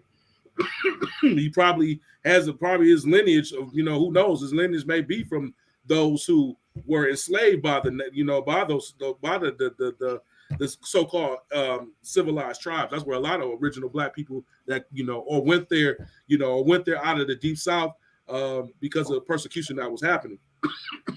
Excuse me. But one thing he always stated, so that article was insinuating that he was hurt, and he was married twice. He said he married his high school sweetheart, known her since the 4th grade. She got pregnant. They got married. It was they were separated shortly thereafter. 8 years later, he got married again. So he had two marriages that weren't successful. Never married again. Only had one child. This man was in corporate America. You know what I'm saying? He ventured out on his own, so on and so forth. But he said he never disrespected his ex relationships. He went out of his way to say he wasn't, hey, they didn't work out, but I can never disrespect them, and they'll never disrespect me. They co-parented. Everything that people expound to in this current modern world of how a male should act, coming out of a relationship, right? You know what I'm saying? He took care of his child. You know what I mean? His daughter was no one knew exactly who his daughter was, but at least based on what he said of her, a successful person, you know what I mean?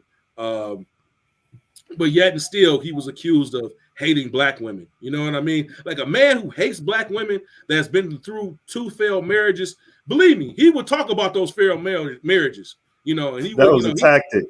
Yeah. Yeah, that was a tactic to silence him. Oh, you hate Black women, who hurt you. And so basically anyone that has an honest, objective critique of Black women must hate them. And that whole trope is meant to stifle any real conversation that might lead to something that Black women really need to look at and take accountability for. And I'm so glad that you all are using this portion of our discussion to show the full or full picture was, because it does seem that as the complex man there, as most of us are, there's a lot of complexity to what makes up who we are and how we think, and so one of the things, in contrast to perhaps how he's being presented in the official news media outlets, right, is that there were a lot of women who supported what he said, who valued what he said, and who benefit according to them from what he said. But that won't be talked about. You know what I'm saying? And I think that's very important, because it's much easier to diminish or destroy what he brought if you make it appear as if all women were unanimously against what he said and what he did, And then also, another part of this that I recently discovered, or that became even more apparent to me after his passing, is like just how many men actually support him and value what he brought to the conversation, but are too frightened to hating misogynists. You see what I'm saying? And so, there are a lot of people who are very comfortable with the one-sided discussion going forward, wherever the Black relationship is concerned.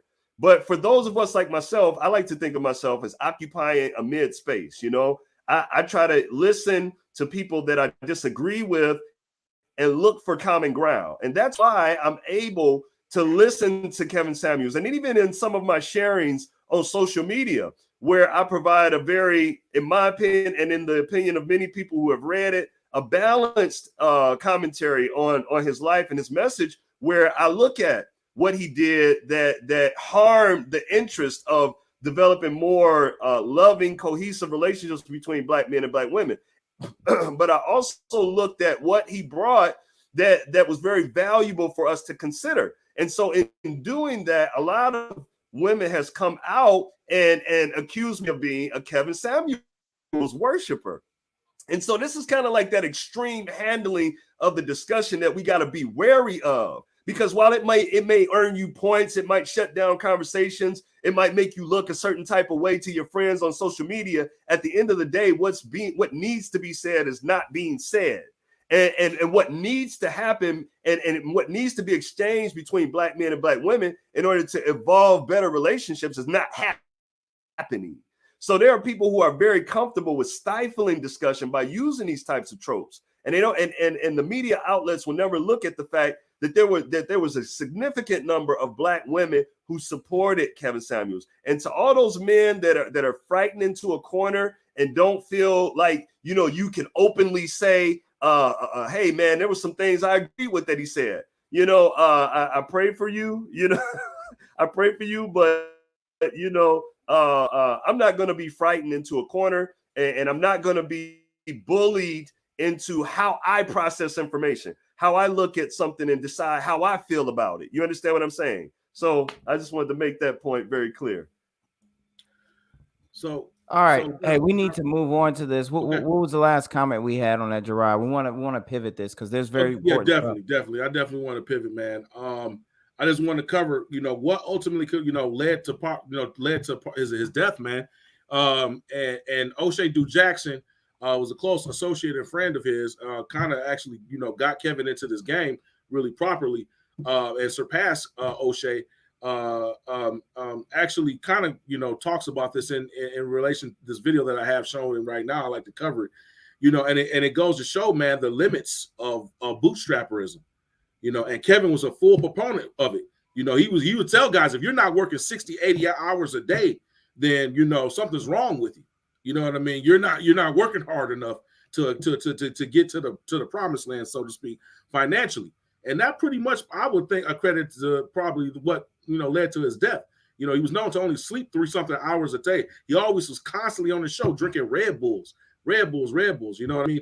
So anyways, so this is in the context of this video, because of all the conspiracy theorists out there are saying that, this lady that he was with, whose name I'm not even going to try to pronounce, it probably killed him, right? She's coming out and saying, hey, that's not it. And O'Shea delves a little bit deeper behind the scenes of what occurred. And this, to me, is the bootstrapper. When you believe in that, it may lead to your own demise, man, unfortunately. So I'm going to play this real quick. And even before he was doing the average at best thing, Kevin was still getting 3,000 to 4,000 people in the chat, 5,000 people in the chat. He had that 10 o'clock show every night in 2020 and during COVID. And, he was doing very, very well. Okay. But when Kevin's clips started going to World Star, then I remember one day he had like 18,000 subscribers on Instagram. And then like within 2 days, he had 100,000 subscribers. Consultations all the time. So you go to his website, buykevinsamuels.com, you would email him. And then despite the money growing, and he didn't really need the money anymore because he was doing, he had stopped YouTube every night or Monday through Friday. He would do YouTube Monday, Wednesday, Friday, then Tuesday and Thursday on Instagram. And so his following was getting bigger, and he was still getting more consult requests, and he only had 24 hours in a day. So that would leave Kevin, let's say, for example, if somebody had, come from, let's say Qatar or Oman, or let's say in France, because he had an international audience, that person needs to be about at 10 o'clock in the morning. And so Kevin, his time, 4 o'clock would have to meet that consult. And then he had no real personal assistant and nobody really managing that particular side of the business. So what happened is that Kevin was really a big time, he's really, really a go-getter. He even used to tell us like, hey, just edit the stuff and let's get it out. He was that kind of person. Didn't really care about a whole lot of effects and quality and things like that. The intro we did it. But outside of that, he wanted stuff to be out fast. So he wanted to hit the market, hit the platforms. That's what he wanted. So this stuff, people stopping you all the time. Well, I think that covers it, man. I mean, as far as the meat and potatoes of it, man, this man was only getting 3 hours something to sleep, man, at 50-something years old, bro. That wasn't it. But we get told this as a people, like, this is what you need to do to get, to get that success that, you're just not working hard enough. You know what I mean? And it's unrealistic because guess what? What was it? My brother was telling me, Chris Rock has this stand-up, right? He was like, he lives in a neighborhood where Jay-Z's there, Mary J. Blige, so on and so forth. You know what I'm saying? The best of the top of all black entertainment, right, are all in the same neighborhood. So you know who my next door neighbor is? He's a dentist. You know what I'm saying? Like a dentist is just, you know what I'm saying? He's able to afford and live this lifestyle, live this, real nice neighborhood where, like I said, Jay-Z's there and Mary J. Blige and Chris Rock or what have you.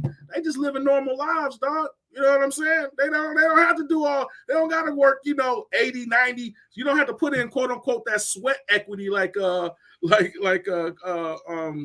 Dr. Claude Anderson talks about. That's what black people do. We put in sweat equity. We got to do something that we sweating, you know what I'm saying, to make some money or whatever. You know what I mean? They just, white people just live normal lives, dude, and able to afford a certain way, man. So anyways, yep, I'll leave it at that. So, all right. So this is the thing. So we talked about, so first of all, any last words, Khalil, before we move on to the next topic? Anything you got to close us out with on that one? Yes, sir. I would like to leave off on something positive, some positive takeaways that all things considered, when it comes to what the pros and cons of what Kevin Samuels brought. As men, we need to understand the importance of what we say and how we say it. You can be right as rain, but you're going to be right by yourself if you think speaking the truth in an insulting and condescending tone is going to lead to the respect and admiration you desire, right? So, and one of the things that he talked about very often that we also have to realize is that you got to pay the cost to be the boss. That doesn't mean your bank account should determine the respect you receive, but it does mean that you have a duty to do everything in your power that's lawful to provide. You know what I'm saying? And then a righteous woman will respect your righteous effort. You feel me? And so our women need to understand that a healthy relationship depends on two people making room for each other's priorities. It's not just about you. So many women live in an illusion where they believe they can have it all, despite the reality of their circumstance. So, and they also need to remember that good men, who sense that you're a diva and coming from a self-centered mentality will bypass you. You know what I'm saying? You won't even know that they're there. They're just straight up bypass you. And that'll only leave the men that will disappoint you to choose from. You know what I'm saying? Which is why a lot of women believe that there aren't any good men left. They're being bypassed because they're carrying this chip on their shoulder. And so I just like to leave it on that note and encourage us all to try to approach each other with a little more wisdom and a little more compassion, because we've been through a lot here, man. We gotta show each other some compassion. Sometimes we don't take it to context that we're living under a tremendous amount of pressure, and we got to give each other space, man, to not be perfect all the time. I asked God to, if anything good was in my words, it was truly from him. If anything bad, it was from myself. I leave you with the greeting words of peace. Peace be upon you. Thank you very much for having me. Oh, thank you. Those are outstanding words. Thank you for joining us. And that was outstanding. He said something. We got echo. Who got the echo going? I'm good. Okay. That was outstanding. And I think, what he said was right. When I heard him say, if you carry yourself kind of like a diva, then men will pass you by. I know exactly what he's talking about. I do it all the time. It's just, you can't handle that. There are so many men who I know who are like, they are so not going to be bothered. And these are young professionals who are just like, architects and all the stuff that woman from that original video you showed, Gerard, who is just like, they're going to look and they're like, no, they already know that it's going to be. And I question, and again, I'm going to get off this topic. I question if that young lady who was you showed in that video, that viral video that she called into Kevin's show and said that she was looking for men who were kind of like her. I question if she carried herself in a way that only, see, what happens is the men that you're looking for, like he said, are not dating you. They're not approaching you because they sense an energy that they don't want to deal with. You're putting off that energy. And I don't think that means that you're that type of person. I think that you think that you're supposed to be that way in your projection of yourself. I wonder if, yeah, I don't remember what I was going to say. I'm done. Well, let me try to chime in before I fall apart again for the 15th time. But I think to bring this back to reparations and to make sure we're not losing sight of the fact that this isn't we're not trying to have this be a dating thing. We want to talk about the fact that a lot of women want to do, and it's been reiterated kind of ad nauseum, but necessarily so, is you want to try to transcend the conditions of the freedmen or the freedman condition in this country through some other means, whether it's education, whether it's because you think you got a 6-figure dog grooming business, whether it's because you marry a white man. Whatever you think it is to remove yourself from the problems of all of us, right? The problems that we all suffer with. Instead of addressing the issue where it comes from, which requires you to join us and fight back against what's being done. Now, one of my hangups with Kevin Samuels has always been that he never took a holistic view of our group and why we're the way we are from a societal standpoint. I always felt like like you said earlier, Gerard, he put too much emphasis on what men are, or what we need to do to elevate ourselves, and not looking at the conditions that created our situation as a group. And I had to kind of reconfigure how I approached him, because I had to understand he wasn't making that content. That wasn't his. While he might have felt that way, that wasn't where he was operating. But that's the thing about it, the underpinning that we all talk about. If you don't understand that Black men are on the bottom, or to the degree to which college degrees were priced out, or the degree, or not priced out, but we're locked out, or the degree to which incarceration or homicide death or early death affects us as a specific group, you don't understand why you think there aren't enough marriageable men at your level. Simultaneous to that, with all that propaganda that you see in the media, even with Meghan Markle, when she got, you get you a prince and all this other garbage, you think you're entitled to a lifestyle that you cannot have due to the circumstances of your government and your ethnic background. You want a life that me as a Black man, a Senator Freeman, I can't provide in general. Maybe one or two of us can, if we can jump high enough or run fast enough, or we happen to make enough people laugh or can dance well. But 9 times out of 10 of us, we can give you a comfortable, stable, $50,000 life. But all y'all want $100,000 and up. And you ain't worth that because you don't have it. But you don't want me because I'm the reflection in the mirror of the reality that you're trying to run from. I'm the waking up from the nightmare. I'm the nightmare. I'm waking you up from the dream that your degree didn't make a difference, your hard work didn't make a difference, the connections you made didn't make a difference, because you still me. I'm you. We the same. And unless we're going to attack the real enemy in this situation, the real cause, the root cause of our oppression, we're going to be here together no matter what, forever.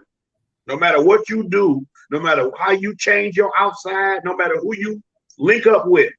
When I see you with your white man and I'm by myself and I see you and I meet your eye and you look away, we together. You know that.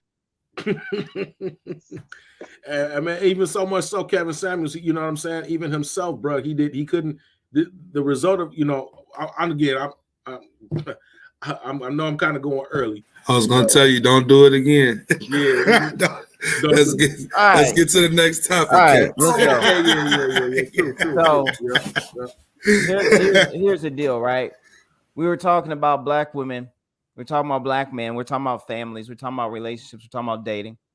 And what comes out of dating, relationships, and marriage? What usually results from having a courtship that leads to a bond for life? What do those people typically do? Have children, and they have children. They go live merrily, happily ever after, right? So something like that, you say. So, well, that's the one that's what we're gonna talk about right now. Is we gotta talk about, we're gonna pivot toward abortion, but we're not really talking about abortion. We're talking about the Supreme Court leak ruling and the whole discussion around Roe v. Wade. That's what we're talking about. We're not talking about pros or cons or fors or against abortion. So if you're watching or you're coming in on this later, please understand we're not here to state our opinions on whether or not women should be able to abort pregnancies. So clear the room of that thought right now. What we are going to talk about is this political exclusive. The Supreme Court has voted to overturn abortion rights. Draft opinion shows. The draft opinion is a full-throated, unflinching repudiation of the 1973 decision, which guaranteed federal constitutional protections of abortion rights, and a subsequent 1992 decision, Planned Parenthood versus Casey, that largely maintained the right. Judge Alito wrote that Roe was egregiously wrong from the start when they put out this 94-page document here detailing their opinion.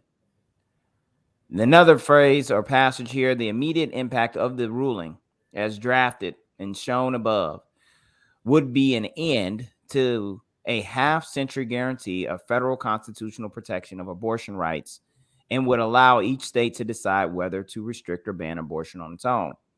And it's unclear if there have been any subsequent changes to the draft since it was leaked. Now, no draft decision in modern history of the court has been disclosed publicly while a case was still pending. The unprecedented revelation is bound to intensify the debate over what was already a most controversial case on the docket this term. And one quote from Alito here was that Roe was egregiously wrong from the start. Its reasoning was exceptionally weak, and the decision had damaging consequences. And far from bringing about a national settlement of the abortion issue, Roe and Casey have inflamed debate and deepened division. So a lot of this stuff isn't germane till we get down here to this part here. And this is where we're going to have a lot of our discussion from a political lens, a black political, a fundamental freedman's political lens. Roe, Alito wrote additionally, Roe expressed the feeling, okay? Roe expressed the feeling that the 14th Amendment was the provision that did the work of protecting abortion rights. But its message seemed to be that the abortion right could be found somewhere in the Constitution, and that specifying its exact location was not of paramount importance. So now we get into this leaning on certain amendments to the Constitution or certain passages of the Constitution. Now, what's very interesting is as he goes on, Alito in small print has about 2 pages worth of decisions in which the justices of the past overruled prior precedents, in many instances reaching results praised by liberals. The implication that allowing states to outlaw abortion is on par with ending legal racial segregation has been hotly disputed. But the comparison underscores the conservative justices' belief that Roe is so flawed that the justices should disregard their usual hesitations about overturning precedent and wholeheartedly renounce it. Alito goes on to say that some such supporters have been motivated by a desire to suppress the size of the African American population. It is beyond dispute that Roe has had that demographic effect. a highly disproportionate percentage of aborted fetuses are Black. So I'm gonna stop there. That's what I wanted to take from this real quick. A high disproportionate percentage of aborted fetuses are Black. So we start to look at, is this a Black woman's right? You know, I think it's a woman's right discussion. I don't think it's a racialized discussion, but I do think it might be a distraction. What do you think, Gerard? I just know that it's going to have it's going to suck the air out of the room when it comes to things that need to be addressed in politics and priority. Especially especially with the push for the reparations movement. There actually was some I saw some press about 5 days ago or what have you, stating that there's now a push for Biden to create the commission by himself versus waiting for it to go through the legislative process, which he has the powers to do as president, to create a commission himself on the study of reparations. And so now what you're going to see, what I feel is what's going to happen is that because of this, because it's going to get overturned, and all of the efforts are going to be from the left are going to be trying to either codify it on a federal level, or especially, or attack it in all the states that because I believe it's 13 states that have a automatic trigger once Roe gets overturned to stop abortion or heavily restrict it. In the state of Michigan, we're going to go back to the abortion law that was on the books in 1973 when it was passed. I'm sorry, when the decision was made. I won't say passed. When the decision was made by the Supreme Court that moved it to a federal right. So we're going to go back to the 1931 rule. The governor has already put in place to get this moved up directly by the Michigan Supreme Court. The attorneys general, she was on all of the morning talk shows, basically stating that her job is to actually defend laws on the books for the state. She has said that she's not going to persecute this law. She can't hold any of the county district attorneys. She can't control them, but ultimately she's not, from a state level, they're not going to prosecute this. So a lot of effort is going to be in trying to, combat this. And to me, at the end of the day, I don't, to each his own. As far as what they do with abortion, I do feel like, it's up to a woman to decide. At the end of the day, that's on her. But I do believe that there should be some sort of restrictions or what have you, and what those are and where, that's all to be debated. And I think they're basically based on what was talked about in Alito's initial draft is I think it makes a lot of sense. You know what I'm saying, in the sense that they use the 14th Amendment to try to say, or use it, say that, hey, this is a there's some right to privacy based off of the due process clause of the 14th Amendment, when that amendment was solely for the protection and for the protection of the freedmen, and for the benefit of the freedmen, and many other many other rights, quote unquote rights, and things to come out of this. And it always goes to show that we're the backs of the country politically. And as noted here and highlight, you know what I'm saying, abortion has had a net negative, towards us. Whether that's right or wrong, I'm not going to try to make that decision. I just feel like this just really just pushes everything back. It's going to be very hard, and we're going to have to, as reparationists, really answer the call when we get kicked back. Well, why are we talking about reparations? A woman can't, a woman's body is we're back in the 1800s. Women are more oppressed than Black people are. These are going to be some of the things that are going to be kicked to us from the left when we press them on, hey, you want our vote? We need tangibles. We have to have an answer for it at the end of the day. think so. I just put an article in the chat. I just was looking at what was going on around this and what you and Darvell, you already on it, but the argument is now being made by Treasury Secretary Janet Yellen and a few other folks in this circle that there will be negative economic impacts if this law is overturned. And they go to make this argument that Black women, by and large, have the most abortions, and that due to that, they are able to take advantage of economic and educational opportunities, which I find is very problematic for me. And what's more sinister is you got this old, creepy looking ass white lady, coming out with stats to support the eugenics and ethnocide of Black American freedmen, despite the political reality that they're going to get, economic opportunities. I still want to point out that this is the reality we face. And as far as your argument, Gerard, what do we got to deal with it? We got that Detroit data. Even if they overturn Roe v. Wade, it would not change that representation in Detroit economically, where Black people are still at the bottom. Black women and Black men in Detroit. It's not just, you know what I'm saying? And so I think that that's the greater argument, that politically speaking, reparations is still a solution that's more viable than us spending time, I would say, fighting for things that don't necessarily change our trajectory as a community. Well, I want to just push back a little bit and correct you, because you said she was a white woman and Janet Yellen is Jewish. And as Whoopi Goldberg showed us, Jews aren't white people. They're special. They're different, no matter how they look, no matter how you can't tell by looking. If I lined 5 Jews and 5 white people, you couldn't tell one from the other. If I gave you $1 million and 100 chances, but that's the rules.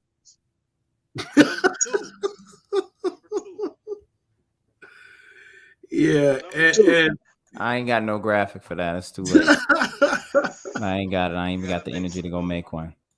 So, all right. Well, yeah, I read this, and she said basically, for instance, after abortion restrictions were lifted following Roe v. Wade in 1973, Black women's participation in the labor force increased by 6.9 percentage points because it has a disproportionate effect. And yet, okay, wait a minute. Didn't they say, although among white women, it only increased by 2 points because white women didn't care. They didn't want to work. But no can way. we make the argument that affirmative action had way higher influence than, so to say, Roe v. Wade in 1973?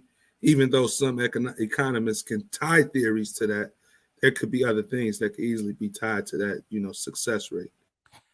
You know it, but this is more the same, right? Where they trot out Black failure statistics to justify something that is really mostly championed by white America. They just use us as a vehicle to get what they want, and then they discard us when they get it. So we're going to talk about how all these Black women are about to be disadvantaged if we get rid of abortion rights. Mm-hmm. Yet they don't even understand why they don't want to acknowledge why so many Black women disproportionately are going to benefit from having abortions, because that means we're having a lot more unintended pregnancies. Why are we having unintended pregnancies? Why are we having anything negative at a disproportionate rate? It's because you fucked our community up. And that's what we need reparations for. And the problem also is that I don't think that, I won't get into it, but people need to bring their fight out. Go ahead. Were you going to say something, conspiracy? Yeah. So, you know how I am with all the conspiracy issues and everything. And so the thing that I think is funny and interesting is that they've gotten the community, the whole, to turn on a dime back to whole my body, my choice situation, right? For the last 2.5 years, it was for the collective. And so now we see it's my body, my choice again. And you can't put you can't put the genie back in the bottle. And so you've given the government all this control over your personal data, your medical information, tracking you. I posted an article. We don't need to pull it up because it's not necessarily relevant to the reparations situation, showing how the government is going to be able to track your phone data, even when you're using apps to track your period. And that prosecutors have used that data to prosecute women for having abortions. Louisiana is passing a law currently to charge abortion as homicide. And so now we want to be concerned with privacy and individual freedom. we have to understand this. When we understand, we want justice. We all want justice. The panel of the four of us want justice. We fighting for justice, but we fighting for freedom and equality too. And so when we understand justice and equality and freedom, we always need to try to keep this perspective. And this is what I do. When we're looking at laws, we're looking at restrictions. We have to say, if this law was being put in place by somebody that I didn't like, if Trump was doing this, having this control over me or my information, for example, would I support it? And if the answer is no, then it's not a good law. It's not a good policy. It's not a good practice. But we, for the past 2.5 years, have been so absorbed in what has amounted to be, to whatever degree you think, something that the four of us and the majority of the American population has gotten over in very large part. And now you want to be concerned with how it's going to affect you in the long term. We needed to have been building up these channels and setting these barriers and these standards for government a long time ago. And it also speaks to having to hold politicians accountable. The Democratic Party has the House, the Senate, and the presidency. They could have changed this and codified abortion a long time ago if it was important. If they wanted to make Roe v. Wade the law, they could have done it a long time ago. But they continue to force feed us garbage, and we keep playing the game with them. It's the same with the reparations movement. This is why we have to hold our politicians accountable. We don't give you our vote for nothing. You have to show us and earn our vote. You have to do work for us in our communities. We have to see that you have our interests in mind. We're not giving you our vote anymore. If that means you lose, so be it. Because when you win, we don't get no better showing for it. Yeah, that's real, man. So I think we understand what the Roe v. Wade thing is, right? It's a nothing burger for the Black community in terms of the essence of what we need to be focused on right now. I think that it can be a distraction to anybody who's trying to pick what to spend 2 minutes of their day sharing on their Instagram, their social media feed. And if they're choosing this Roe v. Wade over reparations and social economic justice, that just kind of shows that we got a lot of work to do, because this entire law and policy is just a universal thing. It's all people in America thing. All women in America are subjected to this ruling that could come down overturning Roe v. Wade. But not all people in America are subjected to the conditions that Black people have dealt with historically, nor the accrued disadvantage that we are now carrying right now as a result. And that accrued disadvantage that we're carrying right now that you'd rather not have a discussion about anymore is exactly why Kevin Samuels had such a strong run. So you can either continue to perpetuate an environment by, escape hatching away from the reality and not choosing to fight, or you can get in here and start pushing these people to do the right thing about our social economic demands and holding people accountable at the polls, right? We failed when Biden was elected because we gave the vote away on a never Trump agenda. A never Trump agenda has nothing in it for you. It has nothing in it for Black people. It has nothing in it for freedmen. It has a bunch of empty hot air balloons and colored bubbles that taste like candy, but they're actually toxic. And now you're sitting around wondering how we done sent billions to Ukraine, how we done come up with billions for coronavirus, and how now they're talking about the HBCUs don't even get as much money as they should. But you was like, it's okay. We got to make sure we get rid of Trump, right? But you got nothing in return for the vote. And now what they're about to do is they're about to change the focus and move the goalposts and take the Black demands totally off the table to any degree that they are now. We're just going and Biden does that executive order for HR 40 or for a reparations commission. If it comes out of his hands, it's gonna be garbage. Well, and I think the point you made about the law being applied equally and unequally, rich women, that is to say, for the most part, white women, are going to still have abortions when they need them. They'll fly to New York, they'll fly to Illinois, they'll fly to California, they'll fly to Europe, they'll fly to Canada, they'll fly to Mexico. And so the people that are going to suffer from this law specifically is going to be us as usual. And so you'll have a different way to incarcerate more black people for crimes everybody else doing at the same rate. And then once they codify it, and then they'll be like, hey, this is what we did for black people. This is part of my black agenda. Right. Black agenda, yeah, we're gonna get abortion rights to black women. That's our black agenda, Something nobody has. Or I mean, I would argue that probably if you took a poll, majority of black people don't support abortion. At least not in the way that where you see people talking about, you should just be able to kill babies like just arbitrarily. I would probably guess that most black people understand abortion as a necessary evil, but not something to just do frivolously. Like you see some of these cats talking about on the internet, like just like a human life is not even being lost in the process. Yeah, like no term restrictions, you know what I'm saying, any given time for any given reason. Well, I saw a protest sign, abortion on demand, no apology needed or something. It was some crazy thing, bro. I was like, what? Yo, let me show one thing before we get off of here that's really interesting that I just came across. I'm gonna just read it verbatim. I want y'all reaction because maybe you've seen this already, but this is gonna be very interesting. It's a New York Times article. When Black Lives Matter is involved in the abortion debate. As a pastor, Clinton Stansel counsels his black congregants that abortion is akin to taking of an innocent life. But as a civil rights activist, Mr. Stansel urges them to understand the social forces that prompt black women to have abortions at disproportionately higher rates. The national debate over abortion is focused of late on when a heartbeat is discernible in the fetus, et cetera, et cetera.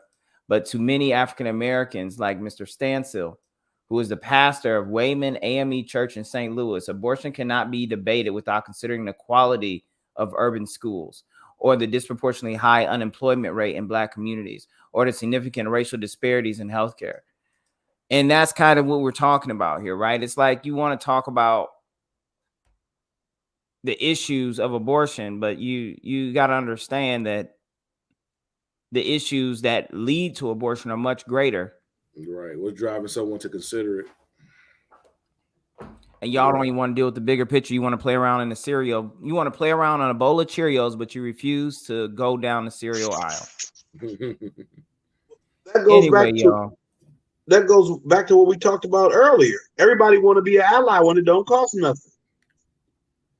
We'll let you kill yourself, but I'm not going to get. Remember Samantha Bee, the comedian? She got her show on TBS. She used to be on a Daily Show, the Canadian lady. Yeah. When they had her kids go to a public school in New York, but it's like really exclusive. And I guess you got to have some kind of criteria to go there, or you had to live in a certain area. But they were trying to let lower income kids into the school. Her and her husband, who's also used to be on the Daily Show, he's rich. They like protested it or something. But she wanted to paint herself with some liberal heroine, and we got to get Trump out of here. I think she called Ivanka a cunt. Like that was really like during the Trump presidency. That was like she called Ivanka a cunt on TV. But like when push comes to shove, you don't want my kids going to school with your kids, or nobody who kids look like me or my kids. So what kind of ally are you? You an ally. Like it's always funny when I drive around Grosse Pointe or through Grosse Pointe, especially I live closer to it. If people don't know, Grosse Pointe is a very affluent neighborhood east of Detroit, and they got signs up Black Lives Matter and all this in the window and all this shit. We have Black Lives Matter as long as they don't live next to you, as long as they don't live too close. Yeah, Black Lives Matter as long as you ain't got to share a school with them. Exactly. Yeah, it's no different than the same thing in Ferndale and Royal Oak where I'm at, man. Right. And Ferndale has their police has they pull over more black people, you know what I'm saying, along the 8 Mile corridor than like any of the border cities or what have you. But if you know what Ferndale, if you know about Ferndale is a very liberal, LGBTQ friendly, and I do food delivery, and so I'm in Royal Oak, Ferndale, and I see all the signs. You know what I'm saying? The placards, Black Lives Matters, and all the different things, quote unquote, supporting these different movements. But yet still your police department leads in freaking pulling black people over well inside of Detroit, because there's a certain limit that all of the different jurisdictions agree to, and Ferndale pulls a lot of people, maybe a mile, 2 miles inside. It's like off on 7 Mile, you know what I mean? And Ferndale is basically at 9 Mile, 8 Mile, 9 Mile, right? And they're well into, and the thing is that when they pull people over, right, they take that revenue away from Detroit. So, the tickets and all of that, even though you're inside of Detroit, you got the ticket in Detroit, but you get pulled over by a Ferndale police officer. That money is going to Ferndale's coffers. You know what I'm saying? And it's just, man. But quote unquote, they're Black Lives Matter. Right. I got a coworker. He used to say this. He would always say this. I can't remember where he said he got it from, but it fits what we're talking about. He said, you know what the difference between Southern whites and Northern whites? He said, Northern whites don't care if you get too big as long as you don't get too close. And Southern whites don't care if you get too close as long as you don't get too big. And that's white allyship. Wow. So y'all, let's wrap it up on that one. I think we done ran pretty strong at 2 hours and 15 minutes here. I don't think we want to unpack any yo mans in them today. I think we got to give it a haul off. So I'm gonna just turn it over for a quick 30-second wrap up. Start with Ernest, then Conspiracy, Gerard, then myself. Yeah, I was gonna say definitely good show, guys. For all of the folks that's in the audience who tuned in today, make sure hit that like button, make sure you subscribe, make sure you stay in tune. Pretty sure we'll be having some more Clubhouse discussions coming up. Every off Tuesday, so this next Tuesday coming up, or maybe this week. And at the same time, we'll have our classic shows like we're doing right now the following Tuesday. So I think our next show will be on the 24th. But outside of that, I would say that just to give my last comments, as far as Kevin Samuels, we covered that. I would say I agree with a lot of comments made by Khalil, Gerard, Darvell, and Conspiracy on that topic, as far as the work he was doing that's, waking people up to the reality and the parallels that kind of exist to what we're trying to do with our community and folks that's in the same space as us. And then as far as Roe v. Wade, again, don't fall for the trick bag. Let's stay focused. As you've seen with the 2 articles we provided, there is going to be a heavy focus to get Black women who make up 94% of the Democratic vote to think differently as it relates to midterms and general elections based on these upcoming political topics. And last but not least, as it relates to reparations, I would encourage you all to rewatch the breakdown that we just did about the Detroit economic study, and then, try to challenge yourself to see if it's possible for a city reparations task force to solve those solutions. And then even at the same time, is it possible for a state to do that? Or is it just best for us to pursue the national solution? But with that being said, guys, it's peace, love, and reparations. Hey, go ahead, Conspiracy. So, I fell off in the middle. So some of the stuff we talked about, I'm foggy on, but I know my brothers held it down. And in the beginning part I can speak on, and the end I can speak on. So, kind of like Ernest was just saying, we really need to understand that data and understand the effects of being locked out, and use that as the foundation of why reparations is necessary. Too many people get caught up on this idea of, it was just slavery, and Gerard always talks about it. It's slavery is almost, it's not, but it's almost secondary to the other 150 years of oppression that you face after slavery that locked you out of being able to take part in what America is today. All those opportunities post 1860 could have been on the ground floor, investing, creating, participating as full-fledged individuals, and we were not allowed to be. In the 40s, when they had the GI Bill, we were not allowed to participate.